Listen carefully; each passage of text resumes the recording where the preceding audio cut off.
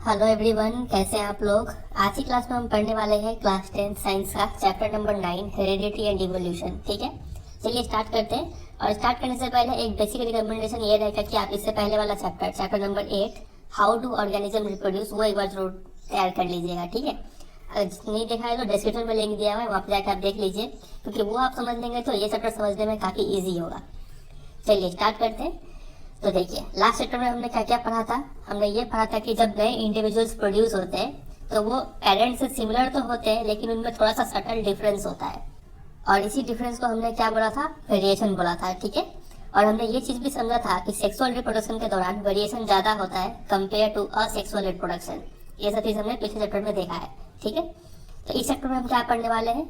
इस चैप्टर में हम पढ़ने वाले हैं कि कैसे ये वेरिएशन क्रिएट होते हैं और कैसे ये वेरिएशन एक जनरेशन से दूसरे जनरेशन में ट्रांसफर होते हैं। ठीक है, मतलब हम लोग कॉन्सेप्ट ऑफ हेरिडिटी पढ़ने वाले हैं, और दूसरा जो कॉन्सेप्ट है इवोल्यूशन, ये जो वेरिएशन ट्रांसफर होता है इसका कॉन्सिक्वेंस क्या है। तो ये इवोल्यूशन आपके इस बार के सिलेबस से रिलेट हो चुका है। इस चैप्टर में हम लोग सिर्फ हेरिडिटी पढ़ेंगे। ठीक है, चलिए स्टार्ट करते हैं। सबसे पहला टॉपिक है accumulation of variation during reproduction. तो देखिए, inheritance from the previous generation provides both a common basic body design and subtle changes in it for the next generation.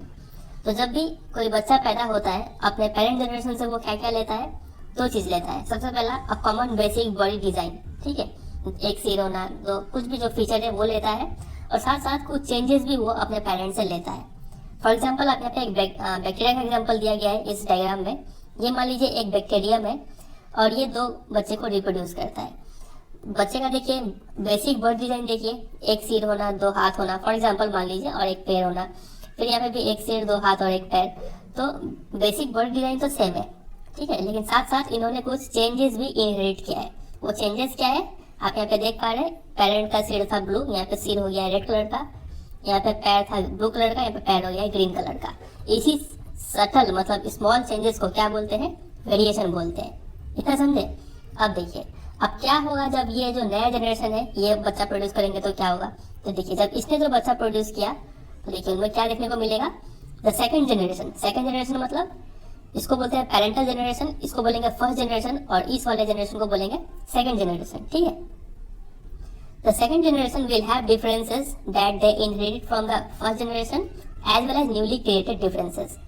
तो सेकंड जनरेशन में दो चीज देखने को मिलेगा। पहला तो वो डिफरेंसेस तो होंगे ही जो फर्स्ट जनरेशन में थे। फॉर एग्जांपल, यहाँ पे अगर लाल सिर है तो ये लाल सिर का जो फीचर है ये ट्रांसफर होता चला जाएगा। ठीक है, एक चीज ये इनहेरिट करेंगे, प्लस न्यूली क्रिएटेड डिफरेंसेस भी होगा इनमें। फॉर एग्जांपल, आप यहाँ पे देख पा रहे हैं, यहाँ पे ब्लू हाथ था लेकिन यहाँ पे पिंक हाथ हो गया, ये न्यूली क्रिएटेड डिफरेंसेस है।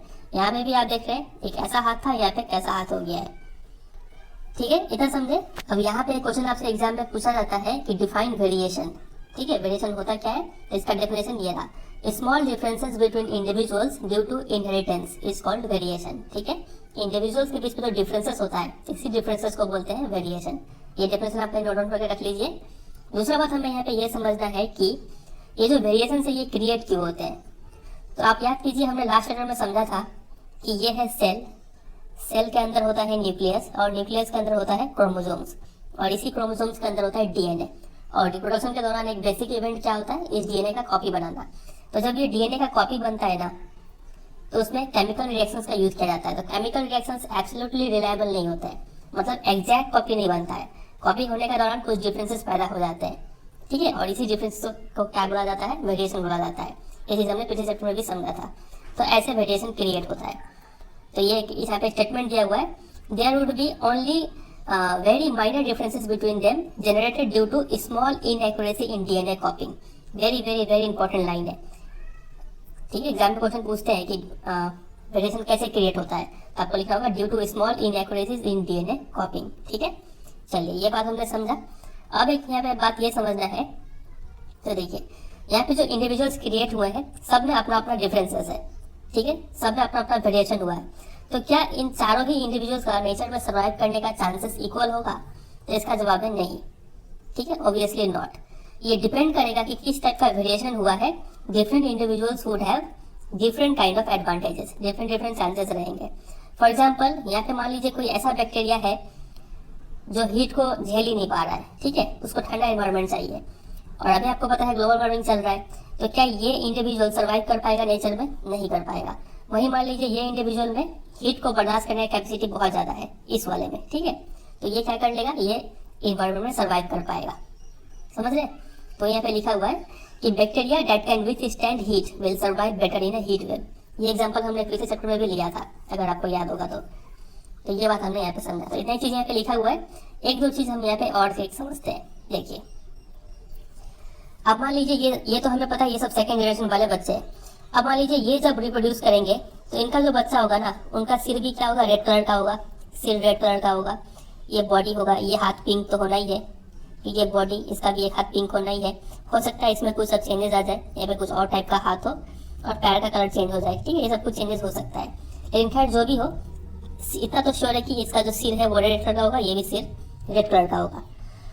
ये भी प्रोड्यूस करेगा तो दो ठो रेड सिर वाला बच्चा प्रोड्यूस करेगा, इतना समझे। अब अगर हम आपसे पूछे कि रेड सिर वाले टोटल पॉपुलेशन कितने हैं, तो आप बोलेंगे 1 2 3 4 5 6 7 पॉपुलेशन, 7 लोग ऐसे हैं, 7 बैक्टीरिया ऐसे हैं जिनका रेड सिर है, ठीक है। फॉर एग्जांपल अगर हम आपसे पूछे कि पिंक हाथ वाले बैक्टीरिया कितने हैं, तो आप बोलेंगे 1 और यहाँ पे 2 और यहाँ पे 3, टोटल 3 ही है पिंक हाथ वाले। इसका मतलब किसी भी पॉपुलेशन में, ये पूरा पॉपुलेशन है, किसी भी पॉपुलेशन में अगर कोई कैरेक्टर या फिर फीचर, यहाँ पे लाल सिर क्या है, एक कैरेक्टर या फिर फीचर है, ठीक है, वो फीचर अगर ज़्यादातर पॉपुलेशन में पाया जाता है, इसका मतलब वो फीचर पहले अराइज हुआ होगा, ठीक है, ये बहुत पहले, ठीक है, फर्स्ट जनरेशन में अराइज हुआ ये फीचर। और अगर कोई फीचर जैसे कि पिंक हाथ अगर कम पॉपुलेशन में पाया जाता है, ठीक है, मतलब यहाँ पे आप देख रहे थे कि पिंक हाथ सिर्फ 3 ही पॉपुलेशन में पाया जा रहा है, तब वो फीचर जो है वो न्यूली अराइज हुआ होता है। न्यूली अराइज हुआ है मतलब वो फीचर कुछ टाइम पहले ही अराइज हुआ है, ठीक है। चलिए, तो इसके ऊपर एक क्वेश्चन बनता है, देखिए यहाँ पे क्वेश्चन दिया हुआ है, ये रहा। इफ अ ट्राइट है, ट्राइट मतलब आप फिलहाल के लिए कैरेक्टर ही समझ लीजिए, अगर कोई कैरेक्टर है ए जो 10% ऑफ पॉपुलेशन में पाया जाता है, और वही दूसरा कैरेक्टर है जिसको बोलते हैं बी, वो 60% ऑफ पॉपुलेशन में पाया जा रहा है, तो कैरेक्टर ए 10% में, कैरेक्टर बी 60% में, तो पूछा गया कि which trait is likely to have arisen earlier, कौन पहले अराइज हुआ होगा। तो जो कैरेक्टर ज्यादातर पॉपुलेशन में पाया जाता है वो पहले अराइज होता है ना, तो यहाँ पे देखिए आप ट्राइट बी जो है वो 60% में पाया जा रहा है, मतलब यहाँ का आंसर हो जाएगा ट्राइट बी। समझे बात वगैरह? चलिए, नेक्स्ट क्वेश्चन है, how does the creation of variation in a species promote survival. Variation तो क्रिएट हो जाते हैं, तो वेरिएशन क्रिएट होने से क्या फायदा, ये स्पीसीज को सर्वाइव करने में कैसे हेल्प करता है। तो इसका एग्जांपल हमने पिछले चैप्टर में समझा था कि ऐसे बैक्टीरिया जो हीट को बर्दाश्त कर सकेंगे वो बैक्टीरिया आगे सर्वाइव करेंगे, ठीक है, और जो नहीं कर पाएंगे वो वही उनका स्पीसीज खत्म हो जाएगा, ठीक है। तो इसका वन लाइन में आंसर यही होगा कि variation increases the adaptability of an organism to its changing environmental conditions, ठीक है, यहाँ पे एडेप्टेबिलिटी कीवर्ड है। आप इस चीज को यहाँ पे भी समझ सकते हैं इस वाले एग्जांपल में कि बैक्टीरिया जो हीट को स्टैंड कर रहे हैं, मतलब हीट को भी स्टैंड करने का मतलब वो बैक्टीरिया उस इन्वायरमेंट में अडेप्ट हो जा रहे हैं, तो वही उसी टाइप के ऑर्गेनिजम्स नेचर में सर्वाइव कर पाएंगे, ठीक है। तो ये आपका वन लाइन का आंसर होगा। चलिए मूव करते हैं अगले टॉपिक में, जो कि है हेरिडिटी। सबसे पहले समझते हैं हेरिडिटी होता क्या है। तो हेरिडिटी का डेफिनेशन ये रहा, transmission of genetically based characteristics from parents to offspring is known as heredity, या फिर इसका सिंपल डेफिनेशन एक और ये भी हो सकता है कि the passing down of characters from parents to offspring is termed heredity. समझे, पेरेंट्स से बच्चों में जो कैरेक्टर्स ट्रांसफर होते हैं उसी को बोला जाता है हेरिडिटी, ठीक है। और एक यहाँ पे और एक ऐड कर लीजिए कि heredity is controlled by genes. अब ये क्या है इसको हम थोड़ी देर में एक्सप्लेन करेंगे, पहले आप इसको नोट डाउन करके रख लीजिए। अब देखिए, अब यहाँ पे हमें दो टर्म समझना होगा, कैरेक्टर्स और ट्राइट्स, ये होता क्या है। तो देखिए, कैरेक्टर का मतलब होता है any heritable feature is a character, मतलब कोई भी फीचर जो पेरेंट्स से बच्चे में ट्रांसफर हो सकता है उसको हम लोग कैरेक्टर बोलेंगे, और उसी कैरेक्टर का अलग अलग रूप को हम लोग ट्राइट बोलते हैं। ये समझ में नहीं आया, इसका एग्जाम्पल समझते हैं। देखिए फॉर एग्जाम्पल मान लीजिए colour of the eye. Colour of the eye क्या हो सकता है, ब्राउन हो सकता है या फिर ब्लू कलर का आई हो सकता है। तो ये जो कलर ऑफ द आई है ये एक कैरेक्टर है, ठीक है, और इसका दो फॉर्म्स क्या हो गया, ब्राउन हो सकता है नहीं तो ब्लू हो सकता है, तो ये ब्राउन और ब्लू क्या हो गया, ट्राइट हो गया। उसी तरीके से हेयर शेप, हेयर शेप क्या हो सकता है, कर्ली हेयर हो सकता है नहीं तो स्ट्रेट हेयर हो सकता है, तो ये हेयर शेप हो गया एक कैरेक्टर, और इसका दो अल्टरनेटिव फॉर्म्स जो हो गए कर्ली या फिर स्ट्रेट, ये दोनों कहलाएंगे ट्राइट। समझे इतना। आईब्रो हैवी ब्रूशी हो सकता है या फिर थीन हो सकता है, तो आईब्रो कैरेक्टर हो गया, ऐसे हैवी ब्रूशी या फिर थीन हो गया आपका ट्राइट्स। समझे। ऐसे करके हजारों हजारों कैरेक्टर्स हैं हमारे शरीर में जो हम पेरेंट्स से इनहेरिट करते हैं, समझे। तो यहाँ पे लिखा हुआ है, चलिए हमने हेरिडिटी का मतलब समझ लिया, इसका डेफिनेशन तैयार कर लिया, इनहेरिटेड ट्राइट्स हमने समझ लिया। आपसे एग्जाम में देखिए यहाँ पे ईयर लोब्स का भी दो ट्राइट दिया गया है। ये ईयर लोब नहीं तो क्या तो अटैच हो सकता है, नहीं तो ऐसे फ्री हो सकता है, ठीक है। तो ईयर लोब हो गया एक कैरेक्टर, और फ्री और अटैच्ड ये हो गया दो ट्राइट, समझे। तो एग्जाम में इसके ऊपर क्वेश्चन कैसा बनेगा, आपसे ऐसे पूछ लेंगे कि name two human traits that show variation. दो ह्यूमन ट्राइट का नाम बताइए जिसमें वेरिएशन शो होता है। तो आपको लिखा होगा colour of the I, shape of external years, ठीक है, या फिर blood group, hand use, right handed, left handed, ये सब लिख सकते हैं आप। चलिए मूव करते हैं अगले टॉपिक पे, जो कि है सबसे मेन टॉपिक इस चैप्टर का जान, rules for the inheritance of traits, Mendel's contribution. ये जो ट्राइट्स है, आई का कलर हो गया, हेयर शेप हो गया, स्किन कलर हो गया, लिप्स हो गया, ब्लड ग्रुप हो गया, ये सब जो ट्राइट्स है ये कैसे पेरेंट्स से बच्चे में ट्रांसफर होते हैं, इन सब के लिए कुछ रूल्स है, ठीक है। और इस रूल्स को डिराइव करने में मेंडल्स का काफी ज्यादा कंट्रीब्यूशन है। मेंडल कौन है, ये एक साइंटिस्ट है, इनका नाम है ग्रीगोर जोहान मेंडल। इन्होंने ही कुछ एक्सपेरिमेंट परफॉर्म किए और इन रूल्स को डिराइव किया, ठीक है। चलिए उससे पहले कि हम वो डायरेक्टली रूल्स पे जाएं और डायरेक्टली मेंडल कंट्रीब्यूशन में जाएं, उससे पहले हम लोग कुछ एक बेसिक बात समझते हैं। यहाँ पे बात तो ये है कि both the father and the mother contribute practically equal amounts of genetic material to the child. दोनों ही फादर और मदर बराबर amount of genetic material contribute करते हैं। जेनेटिक मटेरियल क्या होता है आप ऐसे समझिए, ये है फादर, मान लीजिए ये है मदर, फादर की तरफ से जो गैमेट निकला उसको बोलेंगे स्पर्म, और मदर की तरफ से जो गैमेट निकला उसको बोलेंगे एग सेल या फिर ओवम, ठीक है, ह्यूमन के केस में। अब नॉर्मल ह्यूमन बॉडी में जो क्रोमोसोम्स होता है वो 46 क्रोमोसोम्स होता है, ठीक है, नॉर्मल बॉडी सेल में। लेकिन जो गैमेट निकलता है स्पर्म में, स्पर्म वाले सेल में सिर्फ कितना क्रोमोसोम होगा, 23 क्रोमोसोम्स, हाफ ही क्रोमोसोम्स होता है। सिमिलरली वैसे ही मदर के केस में भी यहाँ पे जो एग सेल है इसमें सिर्फ आधे ही क्रोमोसोम्स होंगे। तो मतलब और इसी क्रोमोसोम्स के अंदर डीएनए है, और इसी डीएनए में इंफॉर्मेशन है कि आपका कैरेक्टर कैसा कैसा होना है, कलर ऑफ आई कैसा होना है, हेयर शेप कैसा होना है, आईब्रो कैसा होना है। तो दोनों ही तरफ से ये इन्फॉर्मेशन आ रहा है। मम्मी की तरफ से कुछ कुछ इन्फॉर्मेशन आ रहा है हर कैरेक्टर के लिए। आई कलर के लिए मम्मी की तरफ से कुछ इन्फॉर्मेशन आ रहा है, और उसी आई कलर के लिए पापा की तरफ से भी कुछ इन्फॉर्मेशन आ रहा है। सिमिलरली आपका स्किन कलर के लिए मम्मी की तरफ से कुछ इन्फॉर्मेशन आ रहा है, पापा की तरफ से कुछ इन्फॉर्मेशन आ रहा है, ठीक है। तो यहाँ पे लिखा हुआ है कि both the father and the mother contribute practically equal amounts of genetic material to the child, ठीक है। तो इसका मतलब ये निकलता है कि each trait can be influenced by both paternal and maternal DNA. हर एक गुण जो है, जैसे कि eye colour, hair shape, hand use, ठीक है, स्किन कलर, हर एक गुण क्या तो फादर से भी इन्फ्लुएंस हो सकते हैं या फिर मदर से भी इन्फ्लुएंस हो सकते हैं, क्योंकि दोनों ही ये इन्फॉर्मेशन दे रहे हैं। Thus for each type there will be 2 versions in each child. हर एक गुण के लिए किसी भी बच्चे में दो दो वर्जन होते हैं, एक पापा से आया हुआ होता है, एक मम्मी से आया हुआ होता है। फॉर एग्जाम्पल मान लीजिए colour of the eye, colour of the eye क्या तो ब्राउन हो सकता है, नहीं तो ब्लू हो सकता है। मान लीजिए पिताजी की तरफ से इन्फॉर्मेशन आया कि आई कलर ब्राउन होना चाहिए, मम्मी की तरफ से इन्फॉर्मेशन आया कि आई कलर ब्लू होना चाहिए। तो उस केस में या तो कॉन्ट्रडिक्शन हो गया, तो उस केस में क्या होगा, कौन सा ट्राइट शो होगा, यही यहाँ पे हेल्प करेगा ये रूल्स डिटरमाइन करने में, ठीक है। तो चलिए देखते हैं मेंडल्स ने कुछ एक्सपेरिमेंट परफॉर्म किया, क्या क्या किया वो देखते हैं यहाँ पे। तो इससे पहले कि हम मेंडल के एक्सपेरिमेंट को समझें, हमें कुछ 2-3 बेसिक बात पता होना चाहिए, ठीक है। तो चलिए उस बेसिक बात को समझते हैं। सबसे पहला बात है पॉलिनेशन के बारे में। पॉलिनेशन क्या होता है बहुत बच्चे को पता ही होगा, एक बार जल्दी से रिकैप करते हैं। पॉलिनेशन 2 टाइप का होता है, एक होता है सेल्फ पॉलिनेशन और एक होता है क्रॉस पॉलिनेशन। सेल्फ पॉलिनेशन में क्या होता है कि मान लीजिए ये कोई प्लांट है, मान लीजिए ये कोई प्लांट है और इसमें ये एक फ्लावर हो गया, ये एक फ्लावर हो गया, ये एक फ्लावर हो गया। तो अगर पोलन ग्रेन सेम फ्लावर में ट्रांसफर हो रहा है फ्रॉम एंथर टू स्टिग्मा, या फिर उसी प्लांट के दूसरे फ्लावर में ट्रांसफर हो रहा है, transfer of pollen from anther to stigma the flower of a same plant, ठीक है, तो ये कहलाएगा सेल्फ पॉलिनेशन। लेकिन क्रॉस पॉलिनेशन किसको बोलते हैं, ये मान लीजिए एक प्लांट है, यहाँ पे कोई एक फ्लावर है, ये एक फ्लावर, ये फ्लावर, या फिर ऐसे ही एक सेम प्लांट, मान लीजिए ये पी प्लांट है, मटर का पौधा है, तो ये एक मटर का पौधा है, यहाँ पे भी ये फ्लावर, ये फ्लावर, ये फ्लावर। तो अगर पोलन ग्रेन ट्रांसफर होता है इस फ्लावर से इस फ्लावर में, तब ये कहलाएगा क्रॉस पॉलिनेशन। अगर इसमें से यहाँ पे ट्रांसफर हो गया तो ये सेल्फ पॉलिनेशन कहलाएगा, लेकिन यहाँ से यहाँ ट्रांसफर हुआ तो वो क्रॉस पॉलिनेशन कहलाएगा। समझ रहे बात की गहराई। और अगर सेम फ्लावर में ट्रांसफर होगा, बहुत सारे फ्लावर बाइसेक्सुअल होते हैं, मतलब एक ही फ्लावर में मेल और फीमेल पार्ट दोनों प्रेजेंट होता है, तो सेम फ्लावर में भी अगर ट्रांसफर होता है यहाँ से यहाँ पे पोलन ग्रेन, तो वो भी क्या कहलाएगा, सेल्फ पॉलिनेशन कहलाएगा, ठीक है। याद रखिएगा क्रॉस पॉलिनेशन के लिए 2 प्लांट में ट्रांसफर होता है, अलग अलग प्लांट में, ठीक है। चलिए, तो ये हमने समझा। अब यहाँ पे इस चैप्टर में हम लोग सेल्फ पोलिनेशन को सिंपल में क्या बोलते हैं, क्रॉस पोलिनेशन बहुत बार करवाएंगे, तो क्रॉस को हम लोग सिंपली बोल देंगे क्रॉस्ड। ये वर्ड आप समझिएगा, जब भी हमें कहीं क्रॉस्ड लिखा हुआ मिलेगा तो हम समझ जाएंगे कि वो क्रॉस पोलिनेशन को बोला जा रहा है, ठीक है। या फिर कहीं आपको लिखा मिल जाए क्रॉस ब्रेड, तो भी आप समझ जाएंगे कि ये क्रॉस पोलिनेशन के बारे में लिखा गया है, ठीक है। या फिर आपको कहीं लिखा मिलेगा सेल्फ, सेल्फ मतलब वहां पे क्या मतलब निकल रहा है, सेल्फ पोलिनेशन का लिखा हुआ है, ठीक है। अगर कहीं लिखा हुआ है सेल्फ क्रॉस्ड, कहीं लिखा हुआ है सेल्फ क्रॉस्ड, तो इसका मतलब क्या समझेंगे कि मतलब सेम टाइप का प्लांट है, मतलब सेल्फ पोलिनेशन हो रहा है वहां पे। सेल्फ क्रॉस्ड का मतलब भी सेल्फ पोलिनेशन, ठीक है। तो ये सब काम आप ध्यान रखिएगा।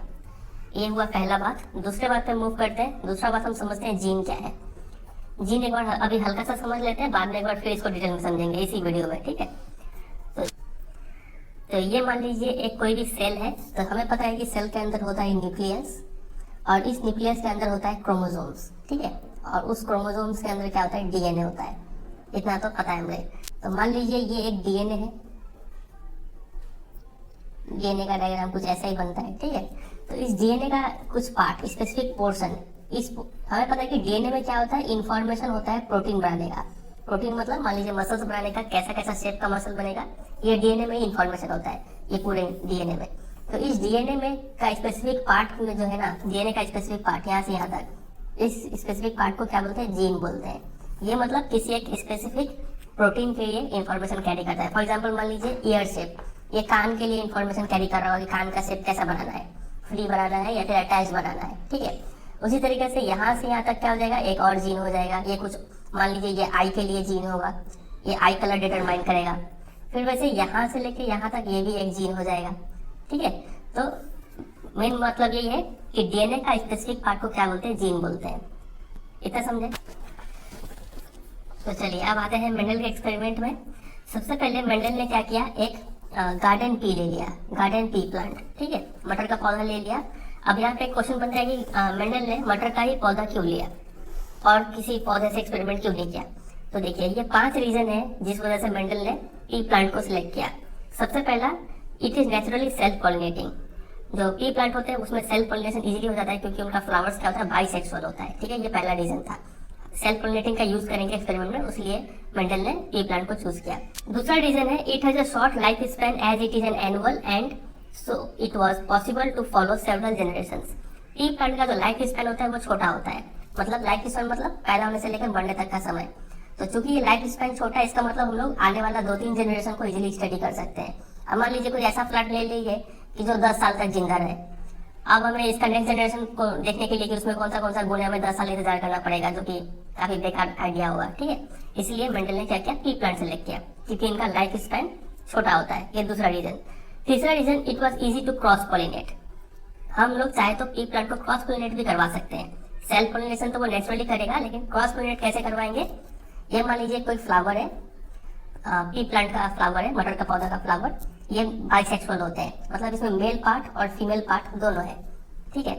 तो ये तो नेचुरली सेल्फ पॉलिनेशन नहीं करेंगे यहीं पे। लेकिन अगर हम चाहें तो यहाँ से मान लीजिए फीमेल पार्ट को हटा देते हैं तो सिर्फ मेल पार्ट बच जाएगा। और ये मान लीजिए कोई और मटर का पौधा है और उसका ये फ्लावर है। अब इसमें हम क्या करेंगे कि मेल पार्ट को हटा देंगे और फीमेल पार्ट को रहने देंगे। तो उसमें क्या होगा, पोलन ग्रेन ट्रांसफर होगा from anther to stigma, from one flower to another flower of a different plant, ठीक है। तब ये क्या हो जाएगा, यहाँ पे क्रॉस पोलिनेशन हो जाएगा। तो इस तरीके से हम लोग चाहे तो इसको क्रॉस पोलिनेशन भी करवा सकते हैं मटर के पौधे में। तो ये था तीसरा रीजन। चौथा रीजन है, it has deeply defined contrasting characters. मटर के पौधे में हमें कई सारे ऐसे कैरेक्टर्स देखने को मिलते हैं जो स्टडी करने में इजी होंगे। अभी हम देखेंगे कौन से कैरेक्टर होते हैं मटर के पौधे में, ठीक है। और 5वां रीजन है, द फ्लावर्स आर बाइसेक्सुअल। ये तो हमने समझ ही लिया। तो ये 5 रीजन है जिस वजह से मेंडल ने पी प्लांट को सिलेक्ट किया था। तो देखिए बात करें पी प्लांट में कौन से ऐसे कैरेक्टर है जो मेंडल ने स्टडी करने के लिए यूज किया था। टोटल यहाँ पे 7 कैरेक्टर्स को डिस्कस किया गया है। सबसे पहला है फ्लावर कलर। तो मटर का जो पौधा है उसमें फ्लावर का कलर क्या तो पर्पल हो सकता है, नहीं तो व्हाइट हो सकता है। पर्पल को कभी कभी हम लोग किसी बुक में वायलेट बोल के भी जिक्र किया जाता है, ठीक है। तो कंफ्यूज मत होइएगा। फिर सीड कलर को भी हम लोग कंपेयर कर सकते हैं कि पेरेंट में कैसा सीड कलर है, बच्चे में कैसा सीड कलर है। तो सीड कलर क्या तो येलो हो सकता है, नहीं तो ग्रीन हो सकता है। आप समझ रहे हैं ना, सीड कलर जो हो गया वो कैरेक्टर हो गया और येलो ग्रीन है, दो इसका अल्टरनेटिव फॉर्म्स है, ये सब हो गए ट्राइड। ठीक है, ऊपर में आप देख पा रहे हैं जो हेडिंग में लिखा हुआ है डोमिनेंट वर्सेस रिसेसिव ट्राइड। ये डोमिनेंट और रिसेसिव क्या है थोड़ी देर में समझाते हैं, फिलहाल आप सिर्फ समझिए कि ये सब जो flower colour, seed shape, pod colour, ये सब क्या है कैरेक्टर हो गए मटर पौधे के, और इधर जो लिखा हुआ है ये सब ट्राइड हो गए। ठीक है, और लास्ट में देखिए क्या लिखा हुआ है प्लांट हाइट। प्लांट हाइट क्या तो टॉल हो सकता है, नहीं तो शॉर्ट। शॉर्ट को एक और वर्ड में क्या बोलते हैं, डॉट भी बोलते हैं, तो ये बात आप याद रखिएगा। ये टोटल सातों का सातों कैरेक्टर आपको नोट डाउन कर लेना है अपने कॉपी में इसी फॉर्मेट में। ठीक है, ऊपर सेम हेडिंग लगाइएगा कैरेक्टर और उस साइड में dominant versus recessive trait. Same to same आपको नोट डाउन करना है, सिर्फ आप डायग्राम मत बनाइएगा, बस लिख लीजिएगा इसको। इतना समझे? चलिए अब हम आगे इस बुक से मूव करते हैं, एनसीईआरटी वाले से। तो Mendel used a number of contrasting visible characters of garden pea. तो मेंडल ने गार्डन पी लिया और सिर्फ उस विजिबल कैरेक्टर, जो कैरेक्टर दिखता हो, उसको कॉन्ट्रास्ट किया, मतलब उसको देखा कि बच्चे कैसा होते हैं। ठीक है, ये सब फीचर को कंपेयर किया उन्होंने। तो राउंड एंड रिंकल सीड्स का ऊपर उन्होंने एक्सपेरिमेंट किया, फिर टॉल शॉर्ट प्लांट के ऊपर व्हाइट वायलेट फ्लावर, वायलेट हम अभी चार्ट दिए थे उसमें वायलेट के जगह पे पर्पल लिखा हुआ था। ठीक है, एंड सो ऑन। तो ये सब फीचर्स उन्होंने, ये सब कैरेक्टर्स उन्होंने कंपेयर किया। अभी देखेंगे कैसे कंपेयर किया।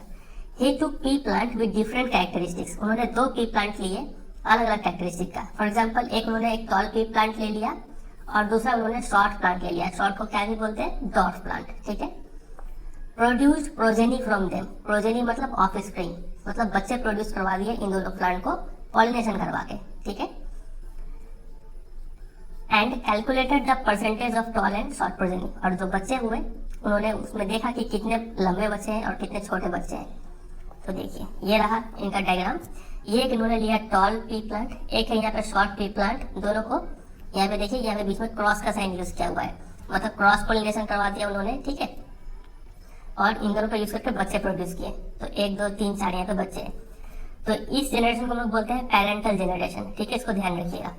और इसको हम लोग बोलेंगे प्रोजेनी ऑफ पेरेंटल जनरेशन, क्योंकि ये इनके बच्चे हैं। ठीक है, प्रोजेनी ऑफ पेरेंटल जनरेशन, या फिर हम लोग इसको बोल सकते हैं फर्स्ट जनरेशन। ठीक है, या फिर सिंपली F1 बोल सकते हैं। तो 3-4 नाम इसको बोलते हैं। तो in the first place there were no halfway characteristics in this first generation, या फिर F1 प्रोजेनी। यहाँ पे भी लिखा हुआ है फर्स्ट जनरेशन को इसको फर्स्ट जनरेशन बोलते हैं, या फिर F1 प्रोजेनी बोलते हैं, या फिर सिंपली F1 बोलते हैं। ठीक है, तो देखिए चूंकि यहाँ पे हमने टॉल प्लांट और शॉर्ट प्लांट को यूज किया था, तो कोई भी इन दोनों का मिक्सचर, मतलब मीडियम हाइट वाला प्लांट कोई भी हमें देखने को नहीं मिला। नो मीडियम हाइट प्लांट देखने को मिला। ठीक है, ऑल प्लांट्स वर टॉल। जितने भी बच्चे हुए वो सभी लंबे के लंबे हुए। तो इसका मतलब क्या निकल रहा है, this mean that only one of the parental traits was seen, not some mixture of the two. तो इसका मतलब ये है कि जो पेरेंट में गुण है, तो दोनों पेरेंट में से किसी एक पेरेंट का गुण ही इसमें देखना है, दोनों का मिक्सचर हमें नहीं दिखेगा यहाँ पे। ये पहला कंक्लूजन उन्होंने निकाला। ठीक है, आप सिर्फ समझ से चलिए, कुछ अंडरलाइन नहीं करना है, हम भी बताएंगे कैसे अंडरलाइन करना है, क्या क्या चीज याद करना है। ठीक है, सिर्फ समझिए अभी। तो फिलहाल पेरेंटल जनरेशन से जब फर्स्ट जनरेशन में बच्चे प्रोड्यूस किए गए, तो कोई मिक्सचर प्रोड्यूस नहीं हुआ, दोनों में से किसी एक पेरेंट का गुण इन सभी बच्चे ने ले लिया। ठीक है, इतना समझे। So the next question was, were the tall plants in the F1 generation exactly the same as the tall plant of the parent generation. अब अगला सवाल ये उठता है कि जो F1 जनरेशन में जो टॉल प्लांट थे, वो क्या पेरेंट जनरेशन वाले टॉल प्लांट एकदम सेम थे? मतलब ये दोनों जो टॉल प्लांट है, क्या ये दोनों एग्जैक्टली सेम है? तो इसको पता करने के लिए मेंडल ने क्या किया, Mendelian experiment test this by getting both the parental plant and this F1 plant to reproduce by self pollination। उन्होंने क्या किया, इसको सेल्फ पोलिनेशन करवा दिया अलग से, इसको भी सेल्फ पोलिनेशन करवा दिया अलग से। तो जब ये वाले प्लांट का जब सेल्फ पोलिनेशन कराया ना, तो जो बच्चे हुए वो सभी के सभी लंबे हो गए। तो ये देखिए, द प्रोजेनी मतलब बच्चे of the parental plants are of course all tall. जब इसको सिर्फ लंबा प्लांट, मतलब ऐसा ही यही प्लांट को जब सेल्फ पोलिनेशन करवा दिया, अभी ये नहीं है। ठीक है, सिर्फ इसी प्लांट को जब सेल्फ पोलिनेशन कराया, तो जो भी बच्चे निकले सब लंबे निकले। वो तो होना ही था। ठीक है, क्योंकि ये प्योर वैरायटी है।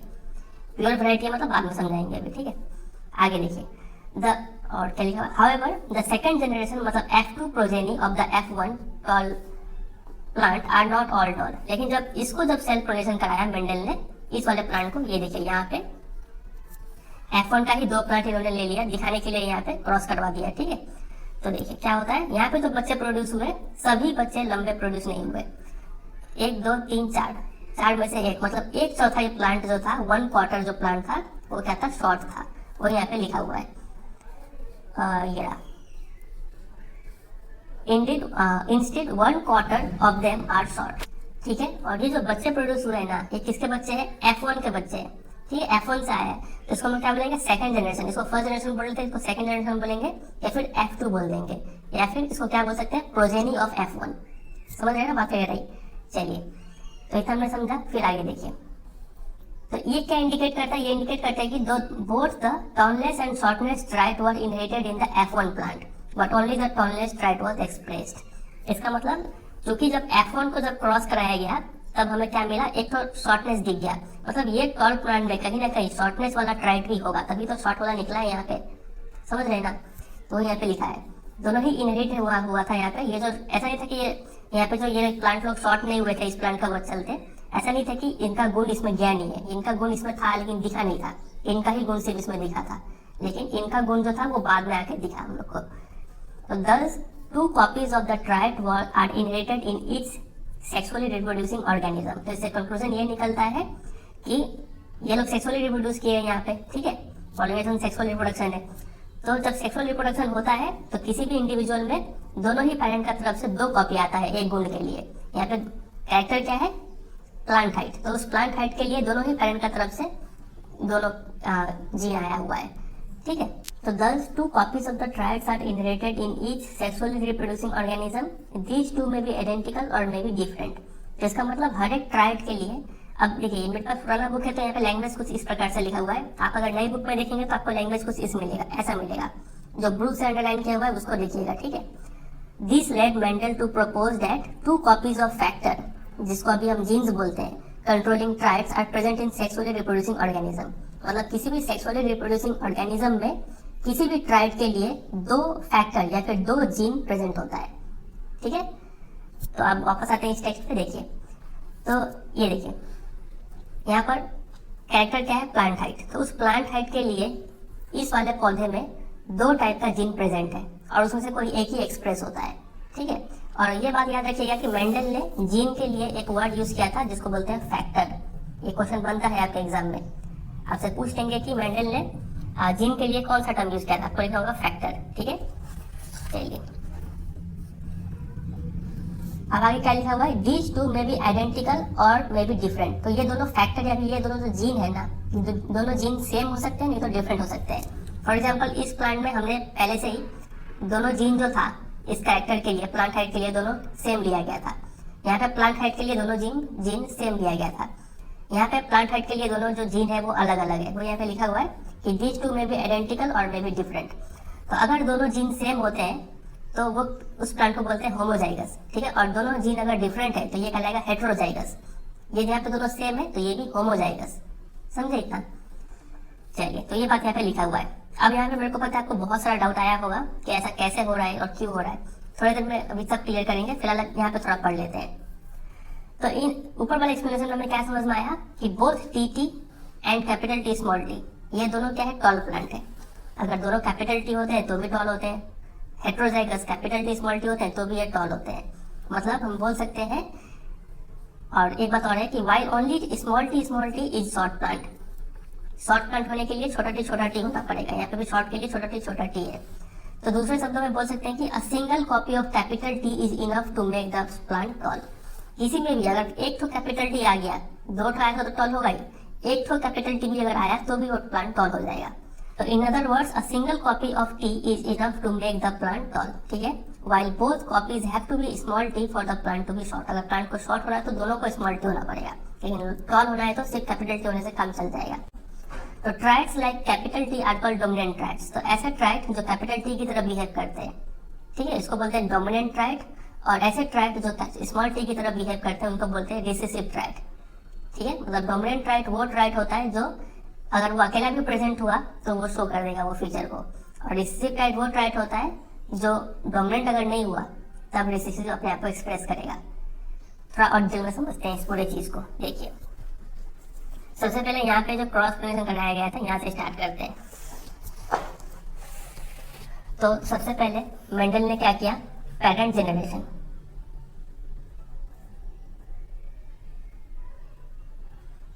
पहले जनरेशन में दो प्लांट लिया, एक तो था प्योर टॉल और उसको क्रॉस करवा दिया प्योर शॉर्ट वाले से, ठीक है। अब देखिए यहाँ से निकलेगा गैमेट। गैमेट पता है आपको? देखिए अब यहाँ पे और एक दो तीन बेसिक बात आपको समझना चाहिए। पहले ह्यूमन बींग्स का एग्जांपल लेते हैं। ये मान लीजिए कोई है मेल और ये मान लीजिए कोई है फीमेल। आपको पता है कि मेल की तरफ से जो गैमेट निकलता है उसको बोलते हैं स्पर्म, और फीमेल की तरफ से जो गैमेट निकलता है उसको बोलते हैं एग सेल या फिर ओवम, ठीक है। और इसमें खास बात क्या होता है कि अगर ह्यूमन बॉडी में नॉर्मल सेल में कितने क्रोमोसोम्स होते हैं न्यूक्लियस के अंदर? 46। तो इसमें सिर्फ आधे ही क्रोमोसोम्स होंगे, 23 क्रोमोसोम्स स्पर्म में, ठीक है। और इस ओवम में भी आधे ही क्रोमोसोम्स होंगे, 23। समझ रहे? तो जो भी यहाँ पे नॉर्मल था उसका आधा निकलता है। क्रोमोसोम्स बोले या फिर डीएनए बोले या फिर जीन बोले, जेनेटिक मटेरियल है ये, ठीक है। तो यहाँ पे देखिए ये जो क्या था, जीन है ये टॉलनेस के लिए, तो इसमें से सिर्फ आधा ही गैमेट निकलेगा, तो एक तो कोई कैपिटल टी निकल जाएगा, दोनों में से कोई एक निकल जाएगा, ठीक है। ये निकला। प्लांट के केस में क्या में निकलता है? ह्यूमन के केस में तो स्पर्म निकलता है, लेकिन प्लांट के केस में क्या निकलेगा? आपका मेल के केस में पॉलन ग्रेन निकलेगा, और उधर उस केस में क्या होगा? एक ओवम ही होगा, ठीक है, एक सेल या फिर ओवम। अब देखिए यहाँ पे निकल गया एक तो गैमेट, ये हो गया मेल गैमेट, और यहाँ से भी एक तो निकलेगा फीमेल गैमेट, तो दोनों स्मॉल टी है, कोई एक स्मॉल टी निकल जाएगा, ठीक है। गैमेट निकालने के बाद यहाँ पे आप लिख देंगे गैमेट्स। गैमेट्स मिलने के बाद आप क्या करेंगे? एक पनेट स्क्वायर बनाएंगे। पनेट स्क्वायर क्या होता है? PUNNET, Punnett square. Punnett square में क्या होता है कि हम लोग ऐसे करके रोज और कॉलम्स बनाते हैं, ठीक है। ये रोज और कॉलम्स बनाएंगे और इस साइड में गैमेट्स, इस साइड में गैमेट्स लिखेंगे। फॉर एग्जांपल ये गैमेट को हम कैपिटल टी को यहाँ लिख देते हैं और इस स्मॉल टी को हम यहाँ लिख देते हैं, ठीक है। और ये ब्लैंक रहता है, इसमें कुछ लिखने की जरूरत नहीं है। फिर दोनों का कॉम्बिनेशन बना के यहाँ पे जो बनेगा वो लिखेंगे। तो दोनों को मिला के क्या बन रहा है? Capital T small T. इसका मतलब दोनों को मिलाकर जो बच्चा प्रोड्यूस होगा ना, वो इस वाले फीचर का बच्चा प्रोड्यूस होगा। तो F1 जनरेशन में हमें क्या मिलेगा? कैपिटल टी स्मॉल टी मिलेगा, ठीक है। और ये प्लांट होगा टॉल।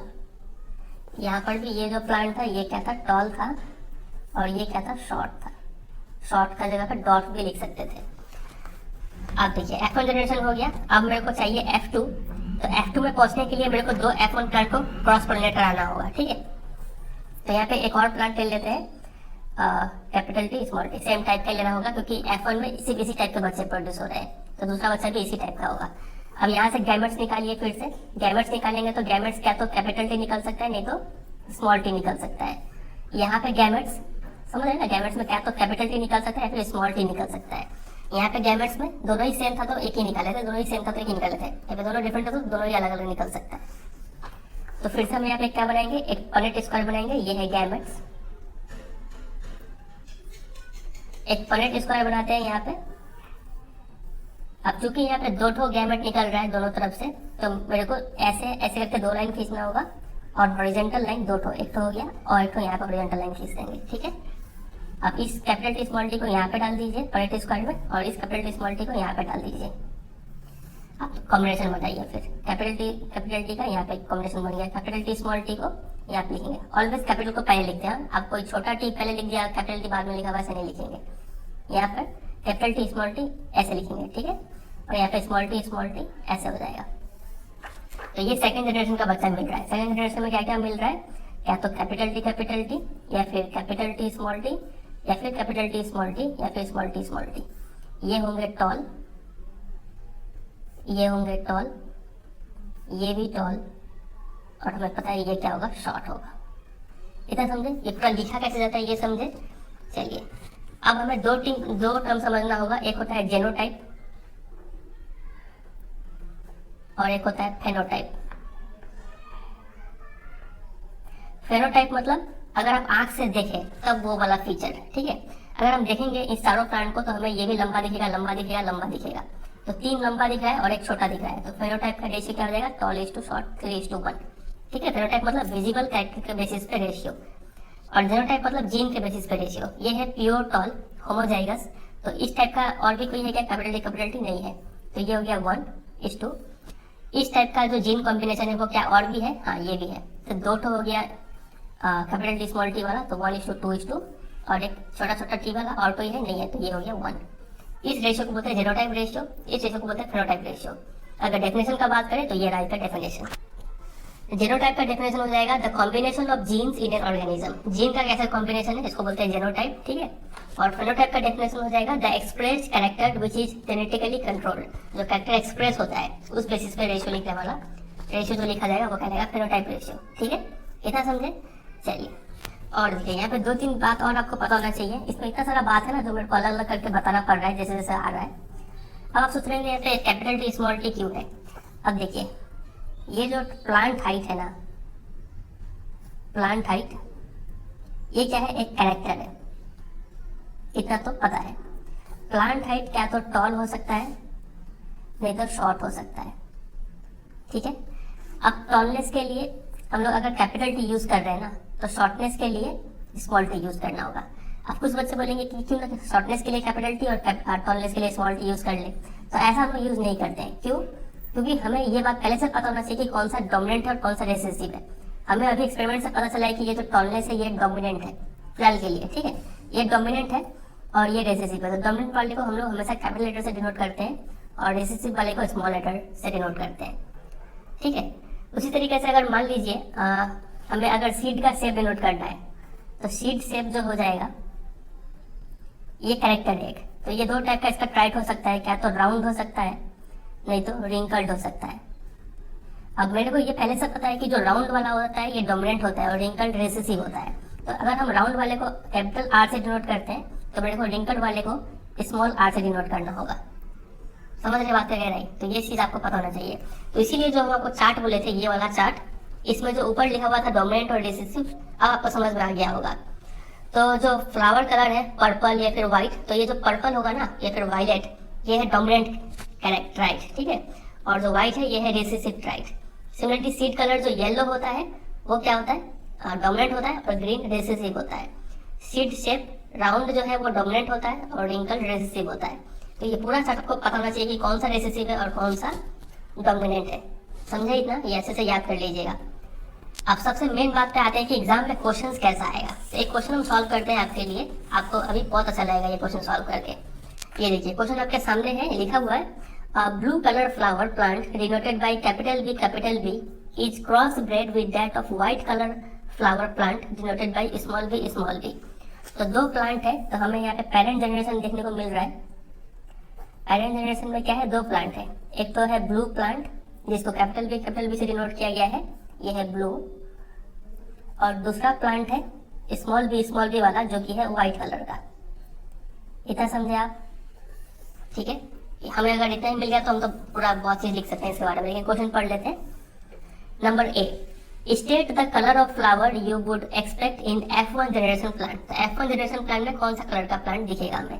तो चलिए F1 जनरेशन का बच्चा निकालते हैं हम लोग। सबसे पहले यहाँ से निकलेगा गैमेट्स, तो दोनों सेम है तो कोई एक बी निकल जाएगा, ठीक है। यहाँ पे भी दोनों सेम है तो कोई एक स्मॉल बी निकल जाएगा। अलग अलग होता तो 2 निकल रहा होता।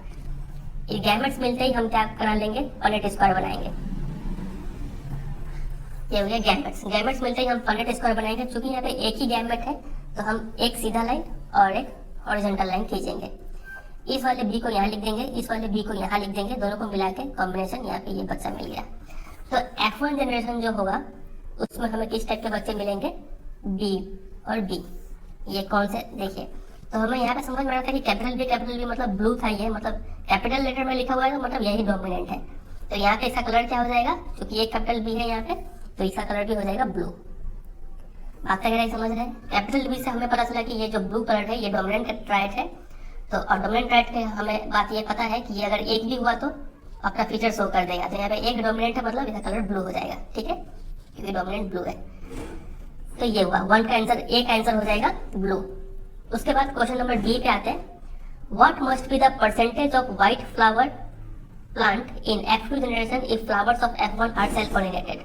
अब F1 वाले प्लांट को सेल्फ पोलिनेट कराया गया है, तो इसी टाइप का एक और प्लांट ले लेते हैं BB, ठीक है। सेल्फ पोलिनेशन कराएंगे यहाँ पे। तो यहाँ से जो गैमेट्स निकलेगा वो क्या क्या निकल सकता है, क्या तो कैपिटल बी नहीं तो स्मॉल बी निकल सकता है। यहाँ पे गैमेट्स जो निकलेगा वो क्या तो कैपिटल बी नहीं तो स्मॉल बी निकल सकता है। ये है हमारा गैमेट्स। जैसे ही हमें गैमेट्स मिला हम क्या बना लेंगे, पनेट स्क्वायर बनाएंगे। क्योंकि दो गैमेट्स है यहाँ पे तो दो वर्टिकल लाइन और दो हॉरिजॉन्टल लाइन, ठीक है। इस कैपिटल बी स्मॉल बी को यहाँ लिखते हैं और इस वाले को यहाँ लिखते हैं, ठीक है। अब ये आपका मर्जी था, इसको चाहते तो यहाँ, इसको यहाँ भी लिख सकते थे, बात है कि अब बनाइए combination capital B capital B, capital B small b, capital B small B और यहाँ पे स्मॉल बी, ठीक है। तो F2 जनरेशन में हमें क्या क्या देखने को मिल रहा है, capital B comma capital B small B comma capital B small B और स्मॉल बी। तो ये सब हो गए F2 के प्लांट, ठीक है। अब क्वेश्चन क्या पूछा गया था, देखिए क्वेश्चन में पूछा था कि what must be the percentage of white flower का परसेंटेज पूछा है। तो हमें पता है ये है ब्लू, ये है ब्लू, ये है ब्लू और ये है व्हाइट, ठीक है, क्योंकि ये स्मॉल बी व्हाइट था, ठीक है। तो ये तो हो गया ब्लू ब्लू ब्लू और ये व्हाइट, लिख नहीं रहे, ठीक है। तो देखिए इसका परसेंटेज निकालना है, तो 4 परसेंटेज कैसे निकालते हैं, इसका परसेंटेज निकालना है तो इसका वैल्यू कितना है, टोटल है 4 में से एक व्हाइट है तो 1/4 इंटू 100, ठीक है। 1 है और टोटल है 4 और इंटू 100 करेंगे तो परसेंटेज में कन्वर्ट होगा, तो ये आएगा 25%, ठीक है। या फिर आप ऐसे भी, ये आपको कैलकुलेशन नहीं दिखाना है, एग्जाम में सिर्फ 25% लिख देंगे डायरेक्टली तो हो जाएगा। ऐसे भी आपको समझ में आ रहा है कि ये पूरा 100% है, 100% में से एक चौथाई मतलब 25% इतना है। अगर आपसे कोई पूछे कि ब्लू वाले का परसेंटेज बताओ तो ब्लू वाले कितना है, 1 2 3, तो 3 आउट ऑफ टोटल कितना है 4 और परसेंटेज निकालने के लिए इंटू 100 करेंगे, सॉल्व करेंगे तो 75% आ जाएगा, ठीक है। तो परसेंटेज के ऊपर क्वेश्चन आता है। कोई यहाँ पे जीनोटाइप रेशियो पूछे, फिनोटाइप रेशियो बोले तो जीनोटाइप रेशियो जीन के बेसिस पे रेशियो जाएगा तो 1:, ये सेम है तो 2:1 जीनोटाइप रेशियो। फिनोटाइप रेशियो कोई पूछे तो तीनों ब्लू है तो 3 और एक तो व्हाइट है तो 1, ये हो गया फिनोटाइप रेशियो, ठीक। तो फिलहाल यहाँ पे सिर्फ हमें ये पूछा था 25% इसका आंसर होगा बी का। क्वेश्चन नंबर सी देखिए, state the expected ratio of the genotypes BB and capital B small B in the F2 progeny. तो हमें BB ये वाले BB का रेशियो बताना है। तो ये BB कितना है, यहाँ पे 1 ही है और ये BB कितना है, यहाँ पे 2 है, तो ये हो गया रेशियो इसका, ठीक है। तो सी का आंसर ये हो गया। तो इस टाइप का ही क्वेश्चन मैक्सिमम आता है, ठीक है। इस चैप्टर से ये मेन क्वेश्चन बनता है, तो ये क्वेश्चन अगर सॉल्व कर लेंगे तो काम बनेगा आपका। अच्छा एक बात यहाँ पे और है, अगर आपसे कोई पूछे मान लीजिए F1 में ही कोई पूछे कि यहाँ पे बताओ जीनोटाइप क्या है, तो जीनोटाइप यहाँ पे दोनों ही BB तो रेशियो में कैसे लिखेंगे, रेशियो में लिखना तो मुश्किल हो जाएगा। तो हम लोग यहाँ पे जीनोटाइप के लिए क्या कर देंगे, जीनोटाइप के लिए लिखेंगे कि ऑल आर BB, ठीक है, ये जीनोटाइप है। और अगर कोई आपसे फेनोटाइप पूछे तो फेनोटाइप के लिए क्या लिखेंगे, ऑल आर फीचर क्या है ब्लू, तो ऑल आर ब्लू ऐसे लिख देंगे वर्ड में, ठीक है। ये हो गया जीनोटाइप फेनोटाइप और इस केस में हमें ऐसे ही रेशियो के रूप में लिखना होगा। तो ये बात है। एक और क्वेश्चन आपसे ऐसे पूछा जा सकता है कि state the type of plant not found in F1 generation but appeared in F2 generation.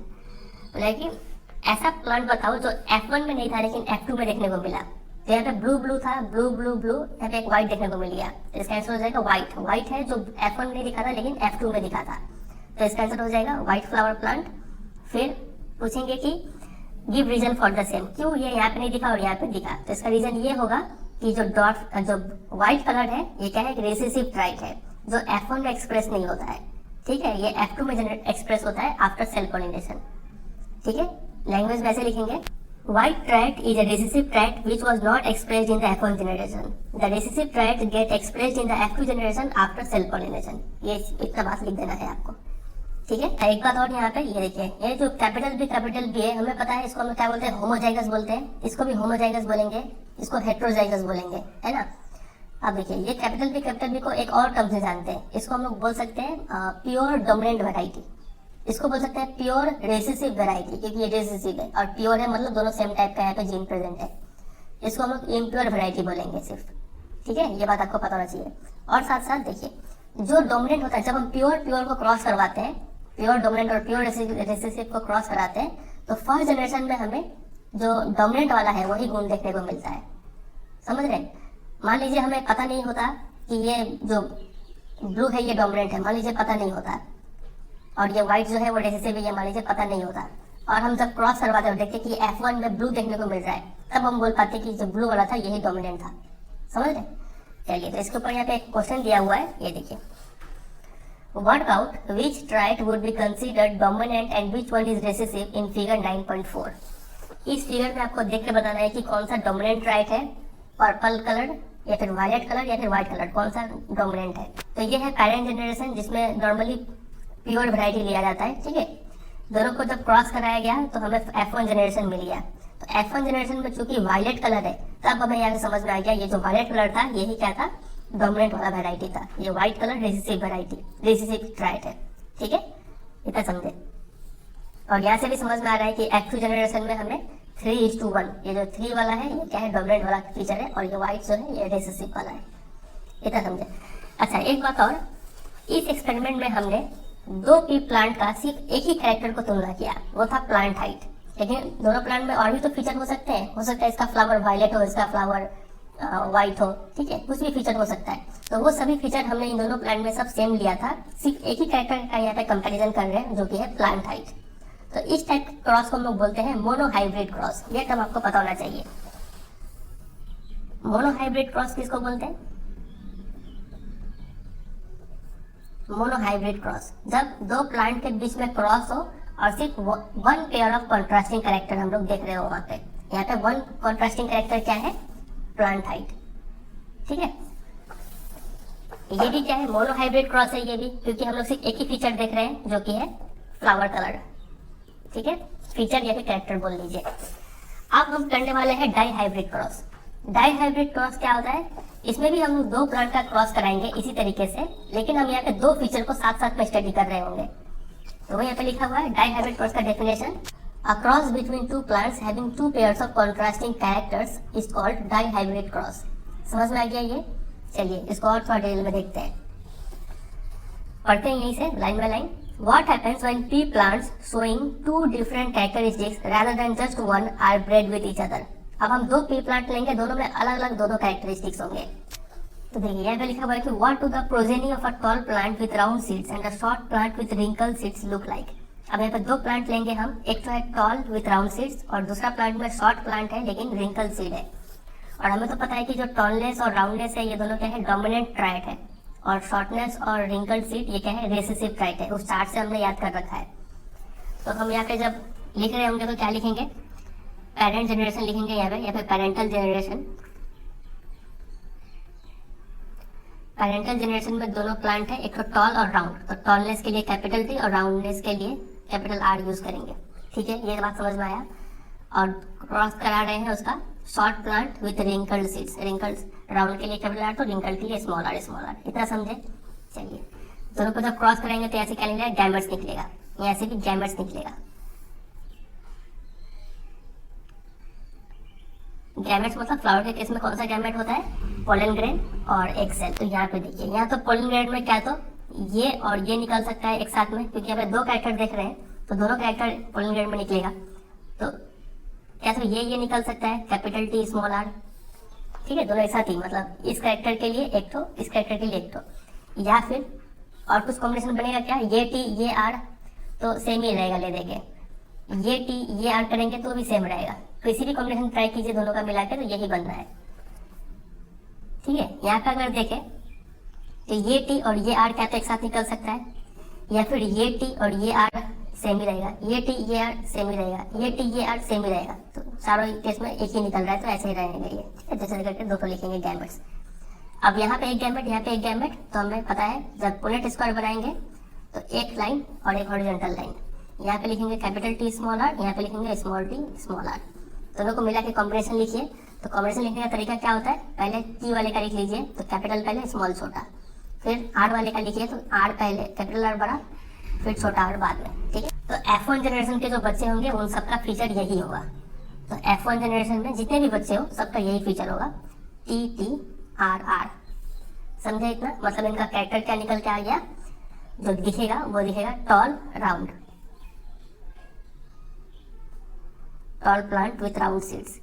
तो इसका मतलब F1 में चूंकि ये टॉल और राउंड दिख रहा है और यहाँ पे ये प्योर डोमिनेंट था और ये प्योर रिसेसिव था, इससे हम कंक्लूड कर सकते हैं कि जो टॉलनेस और राउंडनेस है ये दोनों क्या है, डोमिनेंट ट्राइट है, ठीक है, क्योंकि जो F1 में दिखता है वही डोमिनेंट होता है। तो हम यहाँ पे देखते हैं लेफ्ट हैंड में क्या लिखा हुआ है, दे आर ऑल। तो यहाँ पे लिखा था कि अगर हम tall plant with round seeds और short plant with wrinkle seed का क्रॉस कराए तो उनका प्रोजेनी कैसा दिखेगा। तो हमें प्रोजेनी कैसा दिखा F1 जनरेशन में, टॉल और राउंड दिखा। तो उसी बात को यहाँ पे सिंपली एक लाइन में लिख दिया है, they are all tall and have round seeds. लेकिन इस एक लाइन को समझने के लिए हमें कितना मेहनत करना पड़ा। चलिए खैर जो भी हो, tallness and roundness are the dominant traits. तो ये हमने समझ लिया कि टॉलनेस और राउंडनेस जो है ये क्या है, डोमिनेंट ट्राइट है। ऐसे समझ में आया हमें, ठीक है। फिर देखिए क्या लिखा हुआ है, but what happens when these F1 progeny are used to generate F2 progeny by self pollination। अब ये F1 में सेल्फ पोलिनेशन करवा दीजिए तो F2 में क्या क्या देखने को मिलेगा, चलिए करके देखते हैं। तो एक ऐसे ही सेम टाइप का प्लांट ले लेते हैं, कैपिटल T स्मॉल टी और कैपिटल R स्मॉल r, दोनों को क्रॉस कराएंगे। तो सबसे पहले तो आप यहाँ पे गैमेट्स निकालिए, यहाँ पे गैमेट्स निकालिए। अब यहाँ पे क्या क्या कॉम्बिनेशन बनेगा देखिए। गैमेट्स निकालते वक्त ये ध्यान से समझिएगा, ये कैपिटल T और ये R एक साथ निकल सकता है, या फिर ये कैपिटल T और ये स्मॉल r एक साथ निकल सकता है, या फिर ये स्मॉल t ये कैपिटल R एक साथ निकल सकता है, या फिर ये स्मॉल t ये स्मॉल r एक साथ निकल सकता है।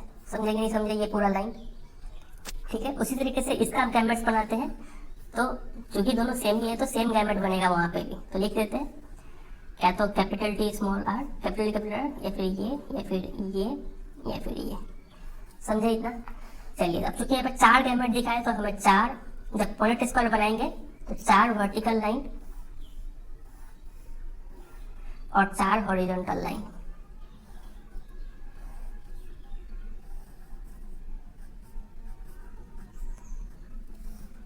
ठीक है, अब लिख लेते हैं इस चारों को यहाँ पे TR TR TR TR।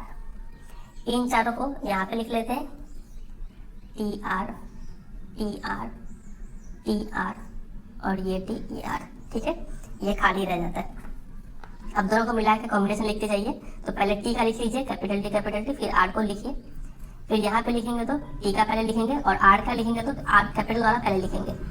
ठीक है, फिर इसका लिखते हैं T R R, फिर इसका लिखेंगे तो capital T small t capital R small r। समझ में आ रहा है। फिर यहाँ पे देखिए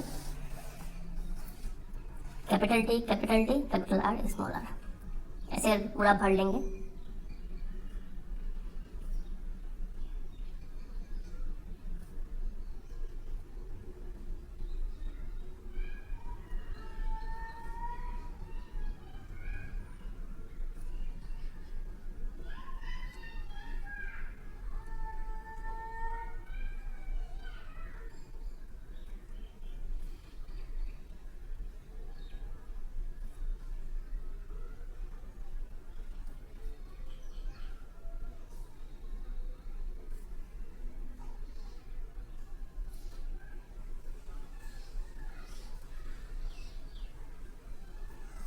ठीक है, तो ये हमने सारा पॉसिबिलिटीज बना लिया। तो F2 जनरेशन में हमें इतने सारे देखने को मिलेंगे। तो यही हमारा बन गया F2 जनरेशन। ठीक है, ये सारा चीज हमें देखने को मिलेगा। तो कौन सा टाइप का प्लांट हमें देखने को मिल रहा है। एक तो हमें दिख रहा है टॉल राउंड। ठीक है, ये टॉल राउंड होगा, ये भी टॉल राउंड होगा क्योंकि राउंड एक तो डोमिनेंट है यहाँ पे। ये भी टॉल राउंड क्योंकि एक T कैपिटल है तो ये टॉल बनेगा और ये राउंड। यहाँ पे ये भी टॉल राउंड टॉल और रिंकल्ड हो जाएगा यहाँ पे। तो टॉल रिंकल वाला एक अलग सा प्लांट दिखा हमें। और क्या देखने को मिल रहा है, टॉल रिंकल्ड, फिर यहाँ पे दिखा टॉल राउंड, मैंने लिख लिया है। ये भी tall wrinkled, tall round short round, तो ये अलग सा दिखा हमें। शॉर्ट राउंड वाला प्लांट दिखा। और कौन सा कहाँ पे पहुंचे थे, ये शॉर्ट राउंड, ये हो गया शॉर्ट राउंड लिख लिया हमने। टॉल राउंड, टॉल रिंकल्ड लिख लिया हमने। ये हो गया शॉर्ट राउंड लिख लिया हमने, और ये हो गया शॉर्ट रिंकल्ड, तो ये लिख लेते हैं।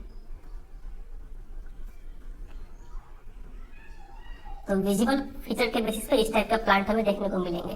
ठीक है, तो देखिए अब बुक में देखते हैं क्या लिखा हुआ है। तो जब हम F1 का सेल्फ पोलिनेशन कराएं तो इस टाइप का बच्चा हमें देखने को मिलेगा। तो देखिए A Mendelian experiment will find that some F2 progeny are tall plant with round seed. तो F2 में कुछ ऐसे प्लांट होंगे जो टॉल होंगे, राउंड होंगे, इस टाइप का प्लांट देखने को मिलेंगे। ठीक है, इस टाइप का प्लांट पहले भी था, ये रहा टॉल राउंड वाला प्लांट हमें पहले जनरेशन में था, सेकंड F1 में भी देखने को मिला था टॉल राउंड, तो हमें यहाँ पे भी F2 में देखने को मिला, तो ठीक है, कोई नया बात नहीं है ये। फिर and somewhere short plant with wrinkled seed, तो short plant with wrinkled seed भी हमें देखने को मिला, ये हमें पेरेंट जनरेशन में हमने पहले भी लिया था शॉर्ट रिंकल्ड, तो ये हमें F2 में देखने को मिला। चलिए ये भी कोई नया बात नहीं है। फिर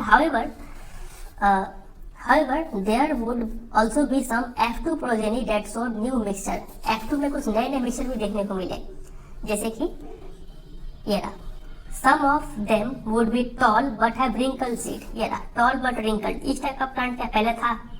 tall and wrinkled क्या पहले था? यहाँ पे नहीं था, tall round था, short wrinkled था, tall round था, लेकिन क्या tall and wrinkled पहले कभी था? आज से पहले नहीं था, F2 में नया बार देखने को मिला।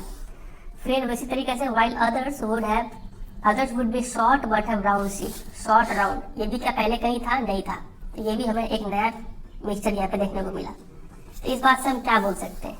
इस बात से हमें यह समझ में आता है कि दस टॉल या फिर शॉर्ट ट्राइट और राउंड या फिर रिंकल ट्राइट आर इंडिपेंडेंटली इनहेरिटेड, ये इंडिपेंडेंट है, ऐसा नहीं है कि टॉल के साथ राउंड रह जाएगा या फिर टॉल के साथ रिंकल जाएगा, ये अपना फॉलो करेगा, ये अपना फॉलो करेगा, जो भी जिसके साथ मिक्सचर हो जाए, समझ रहे? मतलब जो ट्राइट है वो क्या है? इंडिपेंडेंटली इनहेरिटेड होते हैं। तो इस लाइन से हमें यह समझ में आ रहा है कि जो कोई भी दो ट्राइट या फिर कितने भी ट्राइट हो, वो सब ट्राइट इंडिपेंडेंटली इनहेरिटेड होते हैं, मतलब कोई भी ट्राइट एक दूसरे पर डिपेंड नहीं करता है। इसको आप अच्छे से ये भी समझ सकते हैं कि मान लीजिए यहाँ पे मान लीजिए ह्यूमन के केस में ये मान लीजिए पिताजी है और ये मान लीजिए मम्मी है। मान लीजिए पिताजी टॉल है और इनका ब्लू आइज है, और मम्मी मान लीजिए शॉर्ट है और इनका मान लीजिए ब्राउन आइज है। तो ऐसा हो सकता है कि बच्चा जो हो वो टॉल हो और इनका ब्राउन आइज आ जाए। ठीक है, मतलब जो ट्राइट है वो एक दूसरे के इंडिपेंडेंट है, ये टॉल किसी के साथ भी मिक्स हो सकता है, ये ब्राउन के साथ भी मिक्स हो सकता है, ठीक है, या फिर ब्लू के साथ भी मिक्स हो सकता है। तो ये बात ऐसे ध्यान रखना है। और देखिए, तो इस चीज को हम लोग बोलते हैं लॉ ऑफ इंडिपेंडेंट असॉर्टमेंट। तो इस बात को हम लोग बोलते हैं लॉ ऑफ इंडिपेंडेंट असॉर्टमेंट, मतलब जो ट्राइट है वो इंडिपेंडेंटली इनहेरिटेड होते हैं, कोई भी ट्राइट किसी के साथ भी मिक्स हो सकता है। ठीक है, ये बात हमने समझा। फिर देखिए क्या लिखा, another example is shown in figure 9.5। एक और एग्जांपल यहाँ पे शो किया गया है, इसको समझते हैं, लेकिन थोड़ी देर उससे पहले यहाँ पे जरा जेनोटाइप और फेनोटाइप का काम कर लिया जाए। यहाँ पे अगर हम जेनोटाइप बोले F1 में जेनोटाइप, तो all are capital T small T capital R small R, ये बात लिख देना है। यहाँ पे जेनोटाइप हो जाएगा all are capital T small T capital R small R, ये लिख देंगे। और अगर फेनोटाइप का बात करें तो all are tall plant with round seeds, tall plant with round seeds, इतना ही बात लिख देना है यहाँ पे। ठीक है, इसमें अगर बात करें जेनोटाइप का, तो जेनोटाइप क्या हो जाएगा? जेनोटाइप मतलब जीन के बेसिस पे फीचर, लेकिन उससे पहले तरह फेनोटाइप लिख लेते हैं, ये इजी होगा। फेनोटाइप मतलब जो विजिबल कैरेक्टर है उसके बेसिस पे फीचर। तो टॉल राउंड कितने हैं गिन लीजिए जरा, ये है टॉल राउंड, टॉल राउंड, तो 1 2 3 4 5 6 7 8 9, तो 9 है टॉल राउंड। टॉल रिंकल्ड जरा ढूंढ लेते हैं, टॉल रिंकल्ड ये रहा 1 2 3, तो 3 हो गया टॉल रिंकल्ड। ठीक है, फिर शॉर्ट राउंड ढूंढ लेते जरा, short round, short round, short round, ये रहा शॉर्ट राउंड 1 2 3, शॉर्ट राउंड भी हो गया 3। और शॉर्ट रिंकल्ड, शॉर्ट रिंकल मतलब छोटा छोटा छोटा छोटा, short wrinkled, short wrinkled, short wrinkled, ये रहा शॉर्ट और रिंकल्ड, तो एक ही है शॉर्ट रिंकल्ड का। तो ये याद रखिए, फेनोटाइप रेशियो हो गया 9:3:3:1, बहुत फेमस रेशियो है ये। ठीक है, और अगर हम जेनोटाइप अगर हम निकालना चाहें, जेनोटाइप मतलब जीन्स के बेसिस पे कैरेक्टरिस्टिक्स, तो capital T capital R small R, ऐसा और कोई है क्या? Capital T capital S capital T, ऐसा नहीं है, ऐसा कोई और नहीं है। तो ये क्या 1:2। फिर इस टाइप का कोई और है क्या? टी टी आर आर, ये रहा एक और मिला 1 2 दो ठो है। तो ये जब करने जाएंगे ना, ये बहुत कॉम्प्लेक्स निकलेगा, बहुत लंबा थोड़ा रेशियो आएगा, तो इसको हम लोग कोई नहीं निकालता, इसको हम लोग लिख देते हैं वेरी कॉम्प्लेक्स। ये क्वेश्चन एग्जाम में नहीं आता है। आपसे ज़्यादा से ज़्यादा सिर्फ फेनोटाइप रेशियो पूछेंगे, दो डाई हाइब्रिड क्रॉस का फेनोटाइप, वो भी F2 का। ठीक है, तो ये रेशियो आप याद रखिएगा, जीनोटाइप नहीं पूछते हैं जनरली, पूछेंगे ही नहीं है। ठीक है, श्योर है, सिर्फ ये पूछेंगे आपसे। तो देखिए यहाँ पे एक और एग्जांपल दिया गया है। यहाँ पे दो प्लांट लिया गया और दोनों का दो फीचर का तुलना किया जा रहा है, तो दोनों ये हो जाएगा डाई हाइब्रिड क्रॉस, क्योंकि यहाँ पे दो फीचर लिया गया है। तो राउंड सीड है, ग्रीन कलर है। ठीक है, ये हो गया रिंकल्ड सीड, येलो कलर। अब देखिए ग्रीन चूंकि ये है रेसिसिव, तो छोटा वाई से, और येलो डोमिनेंट है तो कैपिटल वाई से डिनोट किए हैं। यहाँ से गैमेट्स निकाले तो गैमेट्स क्या, तो ये आर और ये वाई निकलेगा। चलिए इसको हम खुद से करके देख लेते हैं, ज़्यादा अच्छे से समझ में आएगा। बुक वाले में एग्जांपल लिया गया है, पेरेंट जनरेशन में एक तो लिया गया है कैपिटल आर वाई, और दूसरा लिया गया है स्मॉल आर कैपिटल वाई। ठीक है, गैमेट्स निकालते हैं। गैमेट्स में हमें ये आर ये वाई का कॉम्बिनेशन देखने को मिलेगा, या फिर ये आर ये वाई तो सेम ही है, लिखते हैं ये आर ये वाई सेम ही है, ये आर ये वाई सेम ही है, तो एक ही टाइप का निकला। यहाँ पे निकालेंगे गैमेट्स, तो ये आर ये वाई या फिर ये आर ये वाई ये आर सब सेम निकलेगा। ठीक है, तो एक टाइप का गैमेट निकला, तो हम एक वर्टिकल एक हॉरिजॉन्टल, यहाँ पे इस वाले को यहाँ पे और इस वाले को यहाँ पे बना दीजिए combination R Y capital Y small Y. तो F1 में जो प्लांट मिलेगा वो सभी इस टाइप के मिलेंगे, आर वाई वाई, मतलब round plant, round seed with yellow colour. ठीक है, ये मिल गया। अब जब F1 को क्रॉस कराएंगे और F2 निकालने की कोशिश करेंगे तो ये सब सेम टाइप का प्लांट होगा। तो देखिए F2 में अब यहाँ पे पहले गैमेट्स निकालेंगे ना, पहले गैमेट्स निकालेंगे तो ये आर ये वाई निकल सकता है, या फिर ये आर और ये वाई निकल सकता है, या फिर ये आर और ये वाई निकल सकता है, या फिर ये आर और ये वाई निकल सकता है। यहाँ पे भी सेम है, तो यही चारों केस यहाँ पे निकल सकेगा, R Y R Y R Y और आर वाई। ठीक है, अब चार गैमेट यहाँ पे दिखा, तो चार वर्टिकल लाइन, चार हॉरिजॉन्टल लाइन। ठीक है, इस चारों को यहाँ पे लिखते हैं R Y R Y R Y R Y, और इन चारों को यहाँ पे लिख लेते हैं।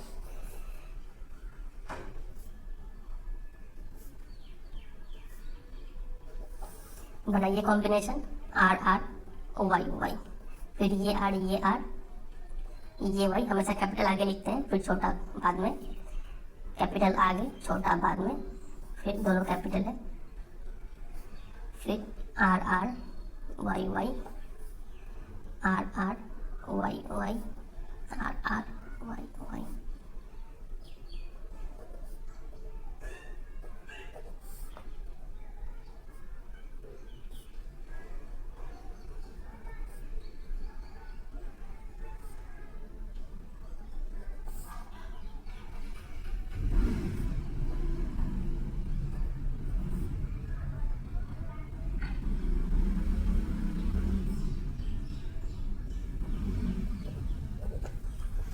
ठीक है, ऐसा मिलेगा।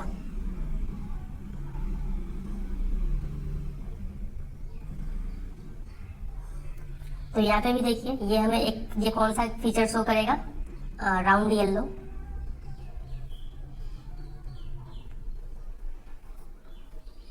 तो राउंड येलो कौन सा है, ये हो गया 1 2 3 4 5 6 7 8 9, तो 9 हो गया राउंड येलो वाला।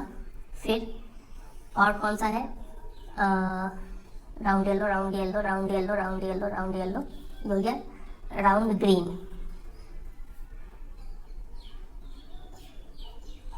राउंड ग्रीन कितना शो करेगा, तो 1 राउंड ग्रीन, ये रहा 2 राउंड ग्रीन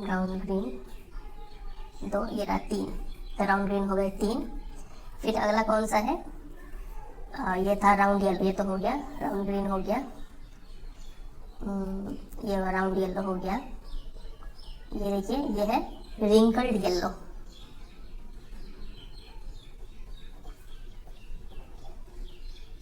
रिंकल्ड येलो कितना है, ये 1, ये 2, 3, रिंकल्ड येलो भी 3, और लास्ट वाला तो ये यही मिलता है हमें, ये हो जाएगा कौन सा हो जाएगा, ये रिंकल्ड और ग्रीन।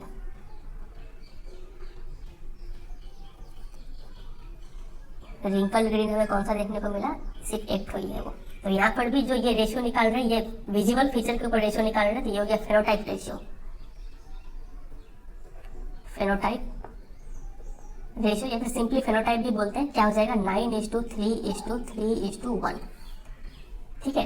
अगर आपसे कोई पूछे कि calculate the percentage of wrinkled green, wrinkled green का परसेंटेज अगर निकालना है तो रिंकल्ड ग्रीन क्या हो जाएगा, 1 है wrinkled green, out of total कितना है 9 और 1 10, 3 3 6 16 और 100। इसको सॉल्व कर दीजिए, जितना भी आएगा उतना परसेंटेज हो जाएगा आंसर।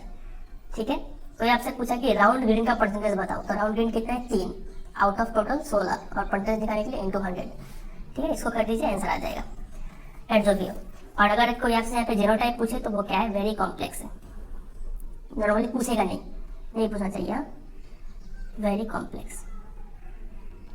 यहाँ पे F1 में कोई आपसे जीनोटाइप पूछे तो जीनोटाइप के लिए क्या लिखेंगे, ऑल आर RR YY। ठीक है। फेनोटाइप कोई पूछे तो ऑल आर राउंड येलो। ठीक है, तो ये हो जाएगा पूरा इसका।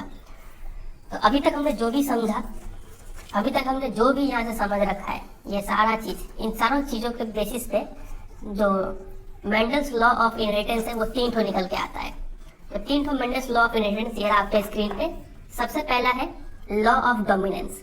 ये स्टेट करता है कि out of a pair of contrasting characters present together only one is able to express itself while the other remains suppressed. ठीक है, मतलब जब भी कोई कैरेक्टर के लिए 2 ट्राइट आता है तो दोनों ट्राइट में से सिर्फ एक ही अपने आप को एक्सप्रेस कर पाता है और दूसरा सप्रेस रहता है। तो जो एक्सप्रेस करता है उसको हम लोग बोलते हैं डोमिनेंट ट्राइट, और जो सप्रेस रहता है उसको बोलते हैं रिसेसिव ट्राइट। समझे इतना? ये पहला लॉ निकल के आता है, लॉ ऑफ डोमिनेंस इसको बोलते हैं।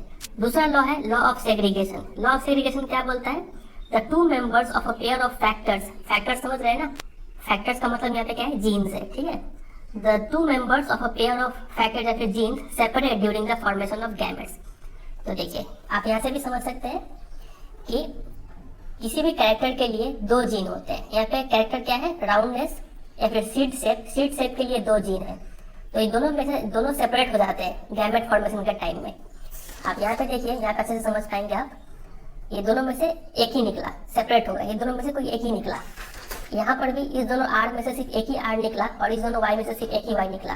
तो किसी भी कैरेक्टर के लिए जो फैक्टर्स होते हैं फिर जीन्स होते हैं वो सेपरेट हो जाते हैं ड्यूरिंग गैमेट फॉर्मेशन। ये है दूसरा लॉ जिसको बोलते हैं लॉ ऑफ सेग्रीगेशन। सेग्रीगेशन मतलब सेपरेशन। ठीक है, और तीसरा लॉ है लॉ ऑफ इंडिपेंडेंट असॉर्टमेंट। ये लॉ तो हमने समझा ही दिया। When there are 2 pairs of contrasting characters, the distribution of the members of one pair into the gametes is independent of the distribution of the other pair। ठीक है, जब 2 character का हम कॉन्ट्रास्ट कर रहे हैं, ठीक है, तब क्या हो सकता है कि कोई भी कैरेक्टर किसी दूसरे कैरेक्टर के साथ मिक्स हो सकता है। जैसे कि यहाँ पे जो राउंड है वो चाहे तो इस येलो के साथ भी मिक्स हो सकता है, या फिर यहाँ पे चाहे तो ये जो रिंकल्ड है वो चाहे तो इस वाले जो है ग्रीन के साथ भी मिक्स हो सकता है। ठीक है, इसको बोलते हैं लॉ ऑफ इंडिपेंडेंट असॉर्टमेंट।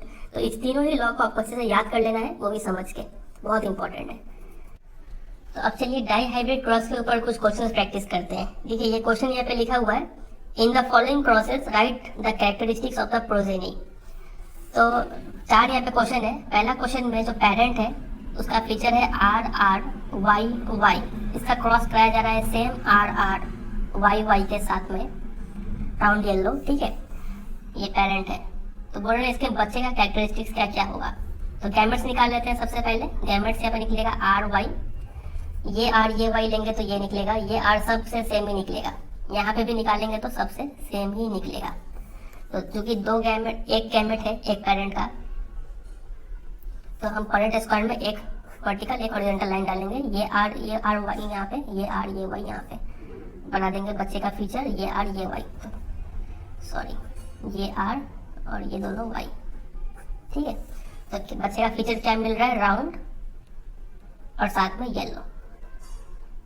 ठीक है, ये हो गया बच्चे का फीचर। तो ये इतना ही पूछा था, सिर्फ फीचर पूछा था यहाँ पे और कुछ बताना नहीं है। क्वेश्चन नंबर बी पे आते हैं। क्वेश्चन नंबर बी में जो क्वेश्चन है वो पूछ रहा है आर आर वाई वाई, इसका क्रॉस कराया जा रहा है, ये आर फिर वाई वाई, पेरेंट है ये। तो इसका भी गैमेट्स निकालेंगे सबसे पहले। गैमेट्स निकलेगा ये आर ये वाई, ये तो फिर वही लंबा चौड़ा बनेगा, ये आर ये वाई फिर आर वाई फिर आर वाई, ये 4 गैमेट यहाँ के, फिर यहाँ के भी 4 गैमेट्स निकालेंगे, आर वाई फिर ये आर से ये वाई फिर ये आर से ये वाई और फिर ये आर से ये वाई। ठीक है, जैसे हम निकाल रहे हैं वैसे आगे कीजिएगा तो इजी होगा ऐसे। अब ये हो गया गैमेट्स, ये था F1 जनरेशन, यहाँ पे भी F1 जनरेशन में फिर वही लंबा थोड़ा टेबल बनाना पड़ जाएगा। 4 गैमेट है तो 4 वर्टिकल फिर 4 हॉरिजॉन्टल, ये आप खुद से कर लीजिएगा। ठीक है, और उसके बेसिस पर फीचर लिखना है, ये आपके लिए होमवर्क रहेगा, आप एक बार खुद से इसको प्रैक्टिस कीजिएगा। हम क्वेश्चन नंबर सी करते हैं।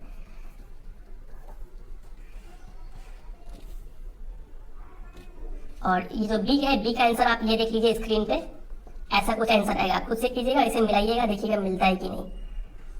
चलिए क्वेश्चन नंबर सी देखते हैं। सी में बोला गया है कि ये स्मॉल आर और स्मॉल वाई लो और साथ साथ फिर से स्मॉल आर और स्मॉल वाई लो और क्रॉस करा के देखो। तो गैमेट्स निकालते हैं तो आर वाई निकलेगा, यहाँ पे गैमेट्स भी आर वाई निकलेगा, यहाँ पे पेरेंट, यहाँ पे गैमेट्स, एक ही है तो यूनिट स्क्वायर में एक एक लाइन देंगे, यहाँ पे आर वाई यहाँ पे आर वाई, तो बच्चा होगा आर आर वाई वाई वाला, मतलब क्या हो जाएगा इसका फीचर, रिंकल्ड ग्रीन।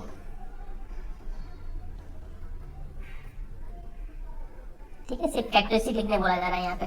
और क्वेश्चन नंबर डी देखिए, डी भी अच्छा क्वेश्चन है। डी में लिखा हुआ है कि ये आर और ये वाई लो और साथ साथ ये आर ये वाई लो।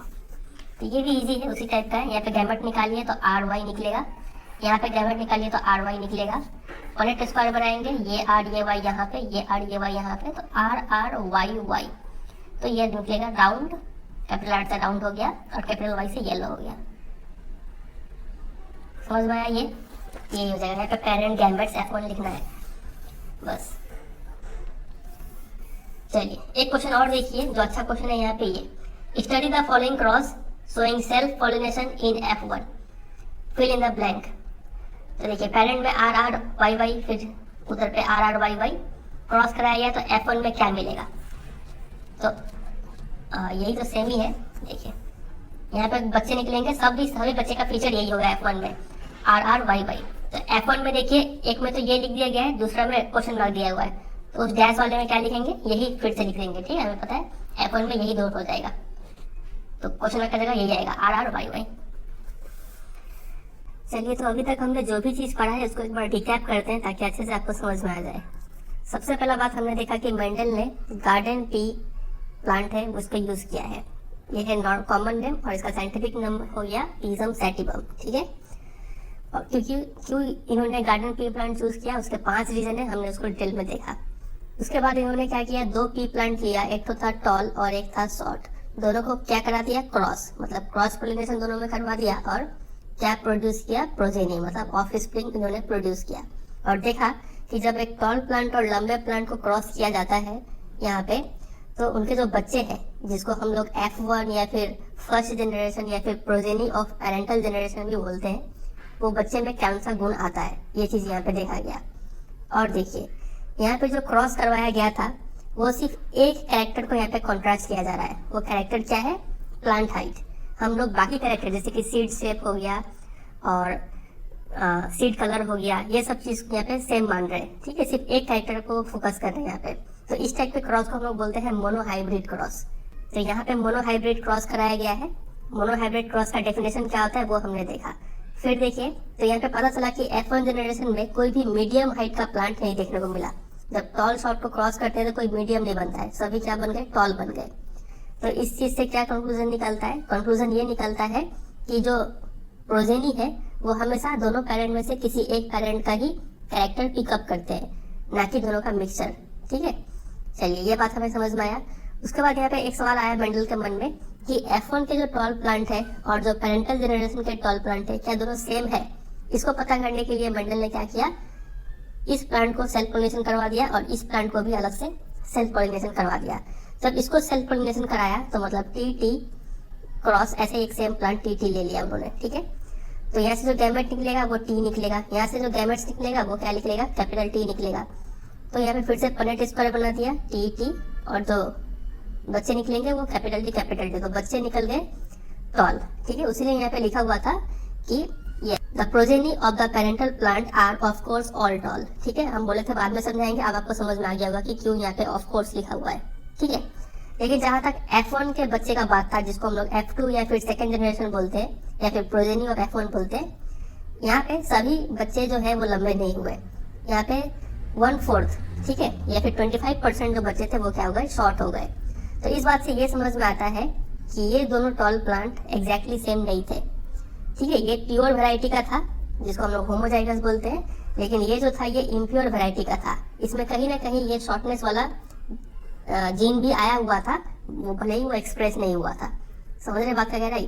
क्यों, कैसे पता चल रहा है कि इसमें शॉर्टनेस वाला गुण आया था? क्योंकि जब इसे सेल्फ पोलिनेशन कराया गया तो एक शॉर्ट बच्चा निकल गया, मतलब इसके अंदर कहीं ना कहीं शॉर्टनेस वाला जीन तो था अंदर में, ठीक है। तो ये मेंडल ने कंक्लूजन दिया कि this led Mendel to propose that 2 copies of factor, Mendel ने फैक्टर बोला था, अभी इसको क्या बोला जाता है, जीन्स बोला जाता है, ठीक है। Controlling traits are present in sexually reproducing organism. उन्होंने बोला कि हर एक ट्राइड के लिए, फिर हर एक कैरेक्टर के लिए 2 जीन होता है किसी भी ऑर्गेनिज्म में, और ये दोनों जीन आइडेंटिकल हो सकते हैं, नहीं तो डिफरेंट हो सकते हैं। अगर ये दोनों जीन आइडेंटिकल हुए इस तरीके से या फिर इस तरीके से तो ये कहलाएगा होमोजाइगस, और अगर ये डिफरेंट हुए इस तरीके से तो ये कहलाएगा हेट्रोजाइगस, ठीक है। फिर हमने समझा कि डोमिनेंट ट्राइड और रिसेसिव ट्राइड क्या होता है। ऐसे ट्राइड जो कैपिटल टी की तरह बिहेव करते हैं उसको बोलते हैं डोमिनेंट ट्राइड, और रिसेसिव ट्राइड जो स्मॉल टी की तरह बिहेव करते हैं, ठीक है। डोमिनेंट ट्राइड को हमेशा कैपिटल लेटर से डिनोट किया जाता है और रिसेसिव को स्मॉल लेटर टी से। ये चीज हमने देखा, और साथ साथ जो वो चार्ट था 7 कैरेक्टर का वो अच्छे से याद कर लेना है, और याद करना है कि पी प्लांट में कौन सा ट्राइड डोमिनेंट है और कौन सा रिसेसिव, ठीक है। तो ये था मोनो हाइब्रिड क्रॉस। फिर हमने देखा dihybrid cross. Dihybrid cross क्या होता है, ऐसा क्रॉस जिसमें 2 कैरेक्टर को कॉन्ट्रास्ट किया जाए, ठीक है। हमने क्या किया, यहाँ पे एक tall plant with round seed ले लिया और दूसरा एक short plant with wrinkled seed. हमें पता है टॉलनेस और राउंडनेस क्या है, डोमिनेंट ट्राइड है। फिर इन दोनों को क्रॉस करवा के प्रोजेनी प्रोड्यूस किया। तो इनका जो प्रोजेनी था वो क्या था, देखिए क्या था, they are all tall and have round seed. तो चूंकि F1 में हमें टॉल और राउंडनेस देखने को मिला, इससे हम बोल सकते हैं कि टॉलनेस और राउंड सीड्स ये दोनों क्या है, डोमिनेंट ट्राइड है। ये चीज हमने समझा। फिर इस F1 वाले बच्चे को सेल्फ पोलिनेशन करवाया गया और F2 प्रोजेनी प्रोड्यूस किया गया। फिर F2 के बच्चे में हमें क्या क्या देखने को मिला, कुछ बच्चे ऐसे थे जो टॉल और राउंड सीड्स थे, कुछ ऐसे थे जो शॉर्ट और रिंकल्ड थे, फिर कुछ ऐसे थे टॉल बट रिंकल सीड, और कुछ ऐसे थे जो शॉर्ट बट राउंड सीड। तो ये दोनों हमें नया नया कॉम्बिनेशन देखने को मिला। तो इसी से मेंडल ने क्या कंक्लूड कर दिया, लॉ ऑफ इंडिपेंडेंट असॉर्टमेंट, मतलब टॉल या फिर short trait and the round and the wrinkle seed trait, ये दोनों क्या है, इंडिपेंडेंटली इनहेरिटेड होते हैं। मतलब ऐसा नहीं कि टॉल के साथ हमेशा राउंड आएगा, टॉल के साथ चाहे तो रिंकल सीड भी आ सकता है, शॉर्ट के साथ चाहे तो राउंड सीड भी आ सकता है, ठीक है। तो आपस में ये मिक्स हो सकते हैं, ये चीज हमने देखा। इसी को बोलते हैं law of independent assortment. Very very very important, directly question बन सकता है। और हम जो बना के दिखाए हैं कैसे गैमेट्स बनता है, फिर कैसे F1 जनरेशन बनता है, फिर कैसे F2 जनरेशन बनता है, वो चीज आपको प्रैक्टिस करना है, ठीक है। तो इसी के ऊपर हम एक क्वेश्चन आपको देते हैं, ये अच्छा क्वेश्चन है, इसी टाइप का क्वेश्चन मैक्सिमम पूछा जाता है। देखिए, a green stemmed rose plant denoted by capital G and a brown stemmed rose plant denoted by small g are allowed to undergo a cross with each other, ठीक है। Capital G और small g को cross करवा दिया गया। तो यहाँ पे हमें कैपिटल G से समझ में आ रहा है कि जो ग्रीन स्टेम्ड रोज प्लांट है ये क्या है, डोमिनेंट ट्राइड है, और ब्राउन स्टेम्ड होना ये रिसेसिव ट्राइड है। क्वेश्चन पूछा गया है number A, list your observations regarding colour of stem in F1 progeny. तो F1 में क्या दिखेगा आपको कलर, आप आराम से बना सकेंगे। पहले पॉइंट स्क्वायर बनाना है, पहले गैमेट्स निकालना है, फिर पॉइंट स्क्वायर बनाना है, वहां पर देख के आप बोल सकेंगे। दूसरा परसेंटेज पूछा है किसी चीज का, ये आप खुद से पढ़ के कीजिएगा। और नंबर 3 में रेशियो पूछा है इन दोनों का F2 जनरेशन में, ठीक है। आप कर लेंगे ये खुद से, करके मुझे कमेंट सेक्शन में बताइएगा। और क्वेश्चन नंबर बी देखिए, इसमें पूछा है कि based on the findings of this cross what conclusion can be drawn. जब भी आपको क्वेश्चन में कंक्लूजन वर्ड दिखे इस टाइप के क्वेश्चन में, तो आप समझ जाइएगा कि आपको यहाँ पे जो मेंडल्स लॉ ऑफ इनहेरिटेंस है, तीनों लॉ आपको लिखना है, law of dominance, law of segregation और लॉ ऑफ इंडिपेंडेंट असॉर्टमेंट। ठीक है, ये तीनों यहाँ पे लिख दीजिएगा, काम हो जाएगा। चलिए अब मूव करते हैं अगले टॉपिक पे। अगला टॉपिक है how do these traits get expressed. ये ट्राइड कैसे एक्सप्रेस करते हैं, तो इसको यहाँ पे एक एग्जाम्पल से समझाइए। देखिए, cellular DNA is the information source for making protein in the cell. इतना तो हमें पता है कि जो सेल के अंदर डीएनए होता है, इस डीएनए में ही इंफॉर्मेशन कोडेड होता है कि कैसा शरीर का प्रोटीन बनाना है, कैसे एक सिर बनेगा, 2 हाथ 2 पैर और बाकी सारा आँख कान नाक ये सब कैसा बनेगा, ये सब डीएनए में ही लिखा होता है। ठीक है, a section of DNA that provides information for one protein is called gene for that protein। और हमने थोड़ी देर पहले अभी समझा था जीन क्या होता है, तो डीएनए का ही एक स्पेसिफिक पार्ट को जीन बोलते हैं। ठीक है, तो वो जीन क्या है, इंफॉर्मेशन उसमें रहता है फॉर एक खास प्रोटीन के लिए। फॉर एग्जाम्पल मान लीजिए कान के लिए इंफॉर्मेशन होगा एक टाइप के जीन में, फिर नाक के लिए इंफॉर्मेशन होगा और दूसरे टाइप के जीन में, फिर आँख के लिए किसी और टाइप के जीन में इंफॉर्मेशन होगा। तो मतलब जीन का मतलब हमें समझ में आ रहा है कि जीन क्या है, सेक्शन ऑफ डीएनए। डीएनए का एक पार्ट है जिसमें इंफॉर्मेशन होता है किसी एक प्रोटीन को लेके। ठीक है, अब आपके मन में सवाल उठा होगा कि ये जो प्रोटीन है ये कैसे कैरेक्टर को कंट्रोल करते हैं। तो देखिए, इसको हम एग्जांपल से समझते हैं। मान लीजिए टॉनलेस को हम समझ रहे हैं। ठीक है, हमें ये बात पता है कि प्लांट के अंदर हॉर्मोन्स होते हैं जो उनके ग्रोथ को ट्रिगर करते हैं। ठीक है, ये हार्मोन होंगे तो प्लांट अच्छा ग्रो करेगा, अच्छे हाइट तक ग्रो करेगा, और ये हार्मोन कम होगा तो प्लांट शॉर्ट रह जाएगा। अब प्लांट में ये हार्मोन कितना बनेगा ये डिपेंड करेगा उस प्रोसेस पे, जिस प्रोसेस से ये हार्मोन बनता है, उस प्रोसेस का एफिशिएंसी पे डिपेंड करेगा। एफिशिएंसी मतलब कितने अच्छे से वो प्रोसेस हो पाता है। अब मान लीजिए कोई एक एंजाइम है प्लांट के शरीर में, अगर ये एंजाइम अच्छे से काम करता है तब ये प्रोसेस काफी अच्छा परफॉर्म होगा, तब बहुत ज्यादा हार्मोन प्रोड्यूस होगा, इस वजह से प्लांट क्या हो जाएगा, टॉल हो जाएगा। ठीक है, अब मान लीजिए इस एंजाइम के लिए जो जीन था वो जीन में थोड़ा चेंज आ गया, ऑल्टरेशन मतलब चेंज आ गया, जिस वजह से ये एंजाइम अच्छे से काम नहीं कर पाया। ये एंजाइम अच्छे से काम नहीं कर पाएगा मतलब ये प्रोसेस का एफिशिएंसी डाउन हो जाएगा। एफिशिएंसी अच्छा नहीं होगा तो प्लांट हार्मोन कम प्रोड्यूस होगा, और हार्मोन कम प्रोड्यूस होगा तो प्लांट क्या रह जाएगा, शॉर्ट रह जाएगा। तो ये देखिए, जीन ही है जो कंट्रोल कर रहा है प्लांट के कैरेक्टरिस्टिक्स को। तो इसका मतलब एक सिंगल कंक्लूजन यहाँ पे बोल सकते हैं कि does gene control characteristics of it right. Very very very important line है ये। ठीक है, fill in the blanks, true false कैसे भी करके एक मार्क्स का क्वेश्चन ये बन सकता है। ये बात हमने समझा। दूसरी बात पे आते हैं। ये देखिए, हमें पता है कि both parent must be contributing equally to the DNA of the progeny during sexual reproduction. Sexual reproduction के दौरान दोनों ही पेरेंट बराबर जेनेटिक मटेरियल कंट्रीब्यूट करते हैं बच्चे में, ये बात तो हमें पता है। ठीक है, हमने देखा था कि नॉर्मल ह्यूमन बॉडी में 46 क्रोमोसोम्स होते हैं, लेकिन जो गैमेट्स उनका निकलता है 23 निकलता है, तो आधे आधे क्रोमोसोम्स दोनों कंट्रीब्यूट करते हैं। This means that each pea plant must have 2 sets of all genes, one inherited from each parent। तो इसका मतलब हमें ये समझ में आ रहा है, ये हमने स्टार्टिंग में भी समझा था कि हर पी प्लांट के अंदर किसी भी एक कैरेक्टर के लिए 2 सेट ऑफ जीन्स होगा। एक आया होगा दोनों, हर एक पेरेंट से, पापा से और एक मम्मी से। ठीक है, अब देखिए यहाँ पे जीन से रिलेटेड एक बात लिखा गया है कि जो जीन है ना, ये सेल के अंदर प्रेजेंट होता है एक लंबे थ्रेड की तरह नहीं, बल्कि एक सेपरेट पीसेस में प्रेजेंट होता है, और हर एक पीसेस को हम लोग क्या बोलते हैं, क्रोमोसोम बोलते हैं। जैसे कि ऐसा नहीं है कि ये जो जीन है ऐसा एक लंबा धागा के रूप में प्रेजेंट होगा डीएनए की तरह। जीन क्या होता है, छोटे छोटे पीसेस में प्रेजेंट होता है, जिसको हम लोग क्या बोलते हैं, क्रोमोसोम्स बोलते हैं। अभी समझेंगे थोड़ा डिटेल में, अभी आप ये समझिए। तो ये देखिए, यहाँ से समझना इजी होगा। ये है एक कोई भी बॉडी का सेल। ठीक है, सेल के अंदर आप ये देख पा रहे हैं न्यूक्लियस, और न्यूक्लियस के अंदर आप ब्लू ब्लू कलर के जो क्रॉस टाइप स्ट्रक्चर देख रहे हैं, ये सब क्या है, क्रोमोसोम्स है। ठीक है, इसी में से एक क्रोमोसोम का डायग्राम यहाँ पे बनाया गया है डिटेल में।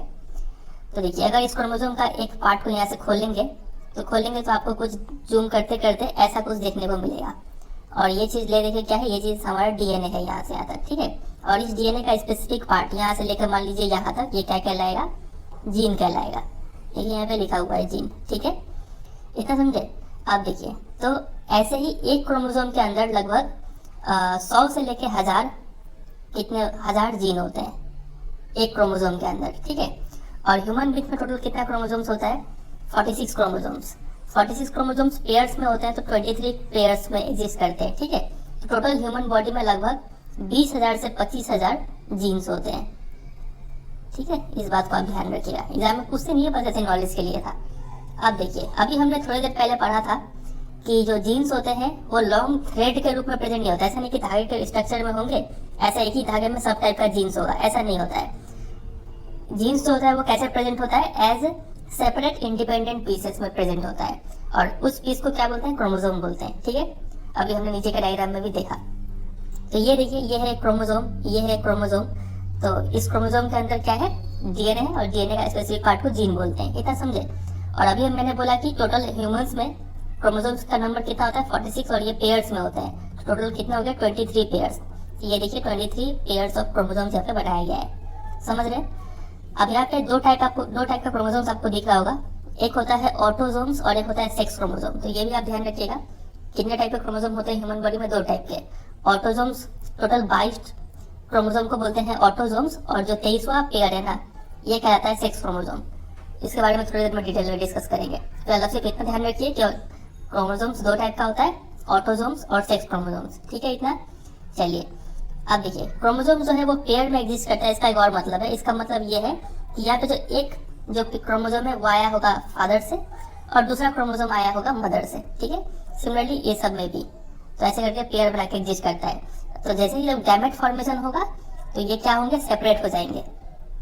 ठीक है, और इसमें से चाहे तो ये, नहीं तो ये स्पर्म में या फिर एक सेल में चला जाएगा। ठीक है, ऐसे करके काम होता है। चलिए वापस आते हैं टेक्स्ट पे।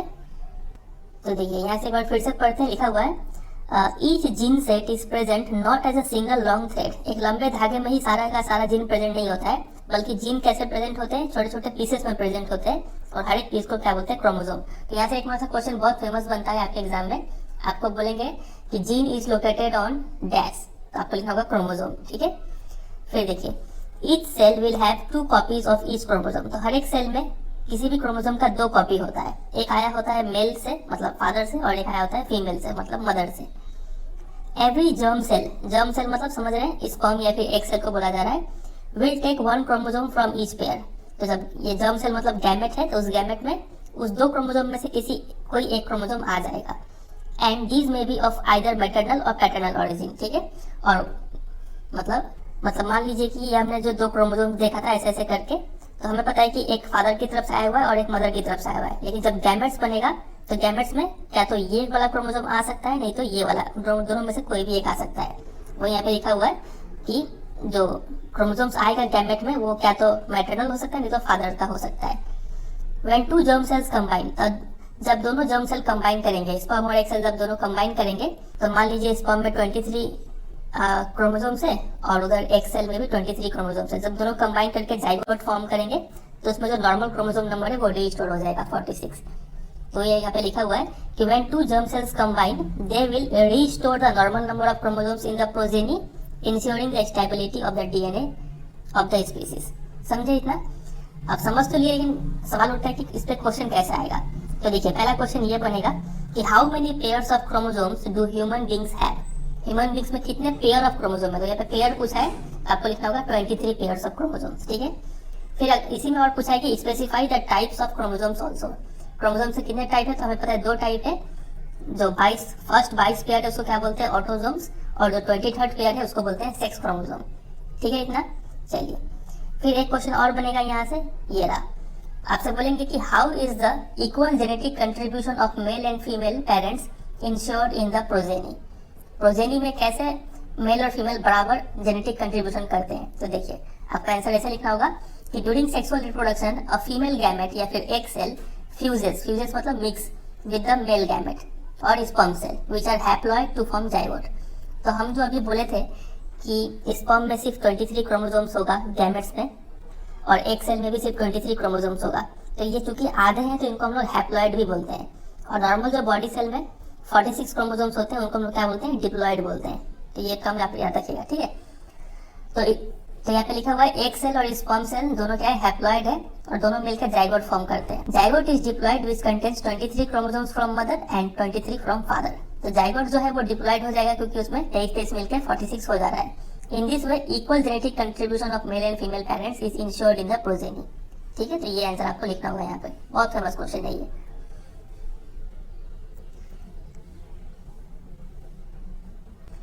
चलिए अब मूव करते हैं लास्ट टॉपिक पे, जो कि है सेक्स डिटर्मिनेशन। ये तो वेरी वेरी वेरी इंपॉर्टेंट, मान के चलिए बहुत चांसेस है ये क्वेश्चन इस बार आने का बोर्ड एग्जाम में, ठीक है। तो ये कैसे होता है, कोई बच्चा लड़का होगा कि लड़की होगा, ये कैसे पता चलेगा, तो देखिए, और कौन इसके लिए उत्तरदायित्व होता है।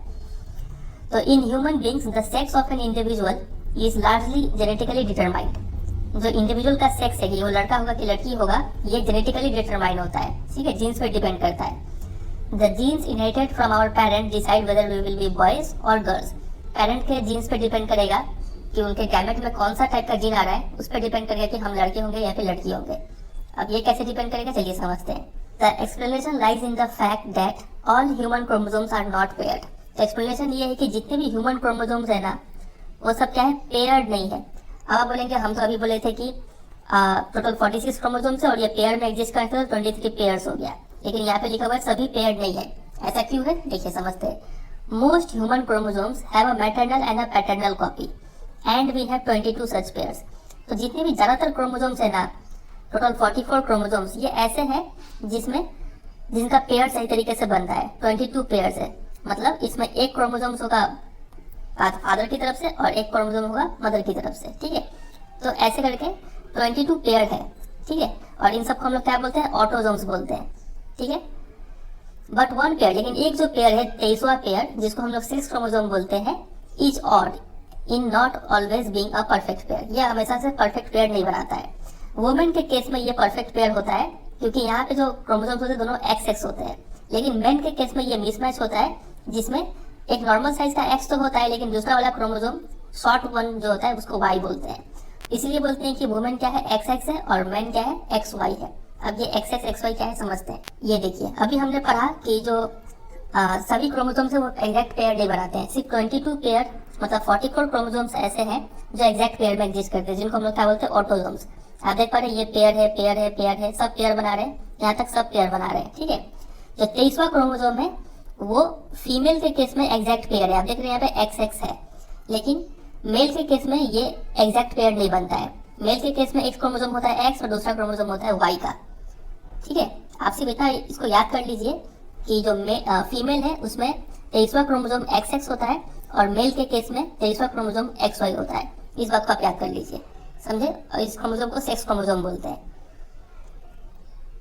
तो देखिए, तो अब समझते हैं कि इस चीज से ये एक्स एक्स और एक्स वाई से सेक्स कैसे इन्फ्लुएंस होता है, लड़का लड़की होना कैसे इन्फ्लुएंस होता है।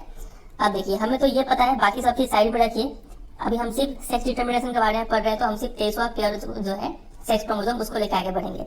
हमें पता है कि 23rd पेयर मेल के केस में क्या होता है, एक्स वाई होता है, और फीमेल के केस में एक्स एक्स होता है। इतना तो हमें पता है। अब इनका जब गैमेट निकलेगा, तो गैमेट में मेल के केस में या तो एक्स निकल सकता है स्पर्म में, या फिर वाई निकल सकता है। और फीमेल के केस में एक सेल है, उसमें तो दोनों ही एक्स है, तो एक सेल में इतना कंफर्म है कि वहां पे एक्स ही निकलेगा। इतना समझे। अब देखिए, अगर मेल के केस में अगर एक्स निकला है, तो ये एक्स उस एक्स के साथ कंबाइन होगा और जाइगोट जो बनेगा वो एक्स एक्स बनेगा। एक्स एक्स मतलब वो ऑफस्प्रिंग फीमेल होगा, ठीक है। और अगर मेल के केस में मेल का स्पर्म में अगर वाई निकला होता, तो वो एक्स के साथ कंबाइन होकर क्या देता, एक्स वाई देता, और एक्स वाई हो क्या मतलब वो क्या बन जाता, मेल बन जाता। समझ रहे। तो इसका मतलब कोई बच्चा लड़का होगा कि लड़की होगा, ये डिपेंड करता है मेल पे, ठीक है। मेल में ही एक्स और वाई का डिफरेंस है। अगर मेल एक्स दिया तो लड़की हो जाएगा, और अगर मेल वाई दिया तो लड़का हो जाएगा। फीमेल का यहाँ पे कोई रोल नहीं है, क्योंकि फीमेल तो हमेशा ही एक्स देगी, ठीक है। चलिए यहाँ पे पढ़ लेते हैं, एक बार क्या लिखा हुआ है। All children will inherit an X chromosome from their mother regardless of whether they are boys और गर्ल्स। जितने भी बच्चे हैं वो तो उनको मम्मी से क्या मिलेगा, एक्स ही मिलेगा, भले ही वो लड़के हो या फिर लड़की हो, ठीक है। Thus, the sex of the children will be determined by what they inherit from their father. तो बच्चे का जो सेक्स है, लिंग है, वो डिपेंड करेगा कि फादर से कौन सा क्रोमोसोम आ रहा है। A child who inherits an X chromosome from her father will be girl. तो ऐसा बच्चा जो फादर से X क्रोमोसोम ले रहा है तो वो लड़की होगा, और ऐसा बच्चा जो फादर से Y क्रोमोसोम ले रहा है वो क्या होगा, लड़का होगा, ठीक है। समझ में आ गया। तो इसको देखिए, आपको तैयार क्या करना है। ये लाइन जितना लाइन किया हुआ है वेरी इंपॉर्टेंट, फिर ये जितना लाइन किया हुआ है ब्लू से वो, और ये लास्ट में ये पूरा एक्सप्लेनेशन अच्छे से तैयार करना है आपको। और ये डायग्राम का सिंप्लीफाइड वर्जन अभी हम बनाएंगे, ठीक है। तो देखिए, एग्जाम में क्वेश्चन आएगा कि ये ऐसा क्वेश्चन पूछेंगे कि how is the sex of a child determined in human beings. Human mix में बच्चे का लिंग क्या होगा वो कैसे डिटरमाइन होता है। तो जितना हम यहाँ पे ब्लू अंडरलाइन किए थे अभी जो आपको दिखाए थे वो तो लिखना ही है, और साथ साथ ये डायग्राम बनाना है। तो ये डायग्राम का सिंप्लीफाइड वर्जन कुछ इस तरीके से बनाएंगे, ठीक है। ये डायग्राम बहुत इंपॉर्टेंट है, ध्यान से समझिएगा। सबसे पहले यहाँ पे लिखेंगे पेरेंट्स। तो पेरेंट्स में हमारे दो हैं, एक है मेल जिनका सेक्स क्रोमोसोम होता है XY, और एक है फीमेल जिनका सेक्स क्रोमोसोम होता है XX, ठीक है। फिर इनसे निकलेगा गैमेट्स और इनसे भी निकलेगा गैमेट्स। तो गैमेट्स देखिए, मेल के केस में क्या तो X निकल सकता है स्पर्म में या फिर Y निकल सकता है, दोनों का ही चांसेस है निकलने का, ठीक है। लेकिन फीमेल के केस में दोनों ही X है, तो इनका जो X सेल होगा उसमें कंफर्म है कि X ही निकलेगा सिर्फ, ठीक है। तो अगर ये मेल के केस में X निकला तो ये फीमेल का इस X से कंबाइन होके जो जाइगोट बनाएगा वो XX टाइप का जाइगोट होगा, ठीक है। और अगर मेल के केस में Y निकला होता तो ये फीमेल का X से मिलके XY बनाएगा जाइगोट, ठीक है। ये हो गया जाइगोट। तो ये जाइगोट है, मतलब ये कौन सा ऑफ स्प्रिंग देगा, यहाँ पे लिख देंगे ऑफ स्प्रिंग। XX से मतलब ये तो क्या बन जाएगा फीमेल, और यहाँ पे XY है मतलब ये जाइगोट क्या बनेगा आगे चल के मेल बनेगा, ठीक है। तो इस तरीके से हमें समझ में आ रहा है कि जो चाइल्ड का सेक्स है वो डिटरमाइन होता है मेल, नॉट बाय फीमेल, ठीक है। तो बहुत इंपॉर्टेंट है ये डायग्राम, और प्लस जो वहाँ पे अंडरलाइन किया हुआ था वो उतना लिखिएगा, कंप्लीट मार्क्स मिलेगा, और ये आने का chances very very very high है, ठीक है। चलिए, और यहाँ पे ध्यान रखिएगा पेरेंट्स है, फिर गैमेट्स, फिर जाइगोट और फिर ऑफ स्प्रिंग, ये 4 स्टेप में आपको दिखाना है। चलिए, अब चलिए कुछ क्वेश्चन डिस्कस कर लेते हैं यहाँ से। पहला क्वेश्चन है, how do Mendel's experiment show that triads में बी डोमिनेंट और रिसेसिव। मेंडल के एक्सपेरिमेंट से कैसे पता चलता है कि ट्रायड्स डोमिनेंट हो सकते हैं या फिर रिसेसिव हो सकते हैं। तो देखिए इसका आंसर ऐसे लिखेंगे कि मेंडल टूक P plants with contrasting triads, tall plant and short plant, ठीक है। On cross pollination he got all toll plants in first generation, जिसको F1 बोलते हैं, but by the self pollination of F1 tall plants the plants of second generation consisted of tall and short plants in the ratio of 3:1।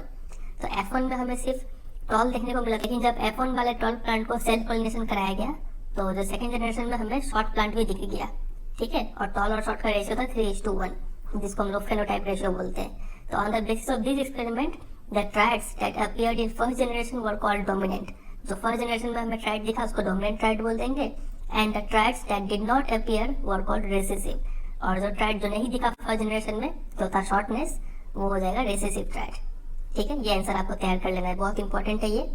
चलिए दूसरे question में move करते हैं। How do Mendel's experiment show that traits are inherited independently. Mendel के experiment से कैसे पता चलता है कि जो ट्रायड्स है वो एक दूसरे के इंडिपेंडेंट होते हैं और किसी भी तरह से मिक्स हो सकते हैं। तो देखिए इसका आंसर ये लिखेंगे, when a P plant having round green seeds, देखिए यहाँ पे ऐसा पी प्लांट है जिसका राउंड है और ग्रीन सीड है, दो कैरेक्टर लिया जा रहा है, is crossed with a P plant having wrinkled yellow seeds in F1 generation, all the plants have round yellow seeds, ठीक है। F1 जनरेशन में पाया गया कि सभी प्लांट का राउंड और येलो सीड्स है क्योंकि ये डोमिनेंट ट्रायड है। But in the F2 generation 2 new triads that is round yellow and wrinkled green appear, दो अलग अलग ट्रायड हमें देखने को मिले। तो ये शो करता है कि जो ट्रायड है वो इंडिपेंडेंटली इनहेरिटेड हुए हैं, ठीक है। चलिए क्वेश्चन नंबर 3 पे मूव करते हैं। लिखा हुआ है, a man with blood group ए, एक मैन है जिनका ब्लड ग्रुप ए है, एक ऐसे वुमेन से शादी कर लेते हैं जिसका ब्लड ग्रुप ओ होता है, and their daughter has blood group O, और जो बेटी पैदा होती है उसमें भी ब्लड ग्रुप ओ होता है। तो क्या ये इन्फॉर्मेशन इनफ है to tell you which of the traits blood group A और ओ इज डोमिनेंट। तो क्या हम इतने इन्फॉर्मेशन से क्या बता सकते हैं कि ए या फिर ओ दोनों में से कौन डोमिनेंट है, क्यों या फिर क्यों नहीं। तो देखिए इसको थोड़ा हम लोग ऐसे सॉल्व करेंगे। तो देखिए चूंकि यहाँ पे मैन का ब्लड ग्रुप ए है, तो अगर हम मैन का जो पेयर ऑफ जीन है अगर हम उसको AO मान ले, ठीक है, क्योंकि जो जीन है वो पेयर में एग्जिस्ट करता है, AO मान ले, तो हम इसका मतलब हम क्या मान रहे हैं, क्योंकि मैन का ब्लड ग्रुप ए है और हम अगर इसका पेयर ऑफ जीन AO मान रहे हैं, इसका मतलब ए डोमिनेंट है, तभी तो ओ को सप्रेस करके ए एक्सप्रेस कर पा रहे हैं अपने आप को, ठीक है। तो अगर हम मैन का पेयर ऑफ जीन AO मान लेते हैं तो वुमेन का ब्लड ग्रुप यहाँ पे O दिया हुआ है, इसका मतलब वुमेन का ब्लड ग्रुप पक्का OO होगा, ठीक है, क्योंकि AO हो नहीं सकता है, ये भी AO अगर वुमेन का पेयर ऑफ जीन हुआ इसका मतलब A तो डोमिनेंट है तो O तो हो नहीं सकता यहाँ पे ब्लड ग्रुप, ठीक है। उसके लिए ये केस पॉसिबल नहीं है यहाँ पे। तो वुमेन का ब्लड ग्रुप ओ हो रहा है यहाँ पे। अब देखिए यहाँ से गैमेट निकलेगा, अब क्या तो ए निकल सकता है, नहीं तो ओ निकल सकता है। यहाँ से गैमेट तो ओ निकलेगा, तो ये ओ के साथ मिक्स होके क्या देगा, ए ओ देगा। और ए चूंकि हमने यहाँ पे पहले ही डोमिनेंट मान लिया है, तो बेटी का ब्लड ग्रुप क्या हो जाएगा, ए हो जाएगा। लेकिन यहाँ पे बेटी का ब्लड ग्रुप तो ओ है, तो इसका मतलब यहाँ से ए नहीं निकला है, ओ निकला होगा। और ये ओ मिलके तब जाके बेटी का ब्लड ग्रुप जो है वो ओ बना होगा। ठीक है, तो लेने के बाद यही है कि हम लोग यहाँ पे पहले ही ए को डोमिनेंट मान रहे हैं। हमारे पास कोई ऐसा पुख्ता सबूत नहीं है जिसके कारण हम बोल सकते हैं कि ए डोमिनेंट होगा ही होगा और ओ रिसेसिव होगा ही होगा। ठीक है, कोई कंक्लूसिव एविडेंस नहीं है। तो इसका सिंपल आंसर ये होगा कि जो जीन है ना वो हमेशा क्या एग्जिस्ट करता है, पेयर में एग्जिस्ट करता है। यहाँ पे सिर्फ ब्लड ग्रुप ए बताया गया है, अगर ये बता देता है कि यहाँ पे ब्लड ग्रुप ए है या फिर ए ओ है, तब हम लोग एग्जैक्टली बोल पाते कि कौन सा डोमिनेंट है कौन सा रिसेसिव है। यहाँ पे सिर्फ ब्लड ग्रुप ए बताया गया है, इसका दूसरा पेयर नहीं बताया गया है, इस वजह से हम यहाँ पे परफेक्ट आंसर नहीं दे सकते हैं। तो इसका आंसर आपको लिखना होगा कि no, the information is not enough because the blood group is determined by a pair of gene, one inherited from mother and the other from father. ठीक है, इतना बात आपको लिखना होगा यहाँ पे। चौथा क्वेश्चन है how is the sex of a child determined in human beings. ये तो बहुत फेमस क्वेश्चन है, इसका सॉल्यूशन हम पहले ही कर चुके हैं। ठीक है, चलिए अगला जो टॉपिक है इवोल्यूशन, ये इस बार का सिलेबस से हट चुका है, तो यहाँ से आपको नहीं पढ़ना है, चैप्टर यहाँ पे एंड हो जाता है। कुछ क्वेश्चन एक्सरसाइज से देख लेते हैं। तो देखिए यहाँ पे क्वेश्चन है a Mendelian experiment consisted of breeding tall pea plant bearing violet flowers with short pea plant bearing white flower. तो दो टाइप के पी प्लांट है, एक है टॉल जिसमें वायलेट फ्लावर है और दूसरा है शॉर्ट जिसमें व्हाइट फ्लावर है। दोनों को क्रॉस करवाया गया। ठीक है, फिर तो क्या पाया गया, the progeny all bore violet flower. तो प्रोजेनी में हमें वायलेट फ्लावर देखने को मिला। इसका मतलब जो वायलेट है वो क्या है, डोमिनेंट है, इतना हमें समझ में आ गया। But almost half of them were short, लेकिन जो आधे बच्चे थे वो शॉर्ट थे और आधे बच्चे लंबे थे। इसका मतलब जो पेरेंट थे, तो क्वेश्चन क्या पूछा देखिए, this suggest that the genetic makeup of the tall parent can be depicted as. तो ये जो टॉल पी प्लांट था उनका जेनेटिक मेकअप कैसा था। इतना तो श्योर है कि ये जो वायलेट है सभी बच्चों में वायलेट देखने को मिला, तो वायलेट डोमिनेंट है। ठीक है, तो वायलेट के लिए 2 कैपिटल W आएगा। तो क्या तो ये हो सकता है, नहीं तो आंसर ये हो सकता है। ठीक है, अब देखिए बच्चे सभी तो लंबे नहीं हुए, कुछ शॉर्ट भी हुए। इसका मतलब पेरेंट में कुछ शॉर्टनेस वाला गुण भी होना चाहिए। ठीक है, कैपिटल टी स्मॉल टी होना चाहिए, ये नहीं हो सकता है क्योंकि अगर कैपिटल टी होता तो सभी बच्चे लंबे निकल जाते। तो इसका आंसर ऑप्शन नंबर सी होगा। ठीक है, चलिए दूसरा क्वेश्चन है A study found that children with light colored eyes are likely to have parents with light colored eyes। तो एक स्टडी में पाया गया है कि ऐसे बच्चे जिनका आई का कलर थोड़ा लाइट था, उनके पेरेंट्स का भी आई का कलर क्या था, लाइट था। तो क्या on this basis can we say anything about whether the light eye colour trait is dominant और रिसेसिव। क्या इस इंफॉर्मेशन के बेसिस पे हम बोल सकते हैं कि ये जो लाइट आई कलर जो ट्राइट है ये डोमिनेंट है या फिर रिसेसिव है। अगर बोल सकते हैं तो क्यों, नहीं बोल सकते तो क्यों नहीं। तो देखिए एक बार के लिए हम मान लेते हैं कि ये जो लाइट कलर आई ये ट्राइट है ये डोमिनेंट है। तो डोमिनेंट है इसका मतलब पेरेंट में LL होगा। ठीक है, और बच्चे में भी क्या दिख जाएगा, लाइट कलर आइज दिख जाएगा। ठीक है, तो चलिए ये चाहिए। अब दूसरा केस हम लेते हैं, मान लेते हैं कि ये लाइट कलर आई क्या होता, रेसेसिव होता। तब क्या होता, LL होता और दूसरे वाले पेरेंट में भी LL होता और क्रॉस करने के बाद बच्चे में भी LL दिख जाता। तो मतलब ये तो है कुछ भी हम कंक्लूसिवली परफेक्ट वे में नहीं बोल सकते हैं कि ये जो लाइट कलर्ड आई है ये डोमिनेंट है कि रिसेसिव है। ठीक है, हमें एक और पेयर, दूसरा वाला पेयर भी जानना होगा अच्छे तरीके से इसका जवाब देने के लिए। ठीक है, तो ये कंडीशन जो इतना जो लाइन लिखा हुआ है ये डोमिनेंट से भी सेटिस्फाई हो रहा है, रिसेसिव से भी सेटिस्फाई हो रहा है। तो यहाँ पे कंक्लूसिव रिजल्ट हम नहीं बता सकते। तो इसका आंसर भी हो जाएगा no, this information is not sufficient. Question number 7 देखिए, काफी अच्छा क्वेश्चन है। Outline a project which aims to find the dominant coat colour in dogs. कुत्तों का जो रंग है वो उसका डोमिनेंट कलर क्या होगा, एक एक्सपेरिमेंट के जरिए समझाइए। तो देखिए इसका आंसर ऐसे लिखेंगे कि let us consider one parent is homozygous black. Homozygous black मतलब दोनों ही BB है वहाँ पे। ठीक है, अब ये पता नहीं है कि ब्लैक जो कोट कलर है ये डोमिनेंट है कि रिसेसिव है, ये हमें पता नहीं है फिलहाल के लिए। और एक पेरेंट मान लेते हैं जो होमोजाइगस ब्राउन है, BB वहाँ पे मान लेते हैं, छोटा भी। लेकिन अब हम श्योर नहीं है कि ब्लैक डोमिनेंट है और ब्राउन रिसेसिव है, ये हमें पता नहीं है। फिर दोनों को क्रॉस करवाएंगे cross between the two parent produces the of spring with genetic makeup baby, हमें जेनेटिक मेकअप बेबी मिल जाएगा। ठीक है, अब हमें ये पता नहीं है कि ब्लैक डोमिनेंट है कि ब्राउन डोमिनेंट है, तो हम क्या करेंगे, ऑफ स्प्रिंग को ऑब्जर्व करेंगे। अगर हमें बच्चा F1 का बच्चा अगर ब्लैक दिख गया तो हम बोल देंगे कि ब्लैक डोमिनेंट कोट कलर है, और अगर हमें F1 का बच्चा ब्राउन दिख गया तो हम बोल देंगे कि ब्राउन डोमिनेंट कलर है। ठीक है, तो इतना बात आपको लिखना होगा यहाँ पे। फिर लास्ट क्वेश्चन है क्वेश्चन नंबर 11 कि how is the equal genetic contribution of male and female parents insured in the progeny. तो ये हम पहले डिस्कस कर चुके हैं, वही आंसर आपको यहाँ पे लिखना होगा। ठीक है, चलिए वीडियो एंड करने से पहले एक क्वेश्चन और हम आपको यहाँ पे सॉल्व करेंगे। देखिए बहुत अच्छा क्वेश्चन है, ये लिखा हुआ है in peas a pure tall plant TT is crossed with a short plant TT, the ratio of pure tall plants to short plants in F2 is. तो अगर आपको ये कर पाएंगे तो वीडियो को पॉज करके जरूर इसको सॉल्व कीजिए, नहीं तो मेरा सॉल्यूशन देखिए। क्वेश्चन ने बोला है कि एक प्योर टॉल प्लांट है टीटी, उसको क्रॉस कराया जा रहा है शॉर्ट प्लांट से, प्योर शॉर्ट प्लांट। तो फर्स्ट जनरेशन में हमें पता है यहाँ से जो गैमेट निकलेगा कैपिटल टी, यहाँ से गैमेट निकलेगा स्मॉल टी, और जो बच्चे होंगे वो सभी इस टाइप के होंगे। ठीक है, फिर जब तो ये मिल जाएगा F1 में हमें मिला कैपिटल टी स्मॉल टी। फिर F2 के लिए हम क्या करेंगे, ऐसे ही दो को क्रॉस करवा देंगे, और यहाँ से गैमेट निकलेगा कैपिटल टी स्मॉल टी, और यहाँ से गैमेट निकलेगा कैपिटल टी स्मॉल टी। फिर यहाँ पे हम परेट स्क्वायर बनाएंगे, capital T small T, capital T small T. तो जो भी पॉसिबिलिटी बनता है वो लिखेंगे यहाँ पे। तो क्वेश्चन में पूछा था कि the ratio of pure tall to short plant, तो प्योर टॉल ये रहा, शॉर्ट प्लांट ये रहा, तो दोनों का रेशियो क्या है, तो ये एक तो है, ये भी एक तो है, तो रेशियो हो जाएगा 1:1। ठीक है, ऑप्शन नंबर सी इसका राइट आंसर होगा। चलिए, तो उम्मीद करता है आपको समझ में आया होगा ये चैप्टर, और एक क्वेश्चन हमको पहले भी दिए थे, उसको जरूर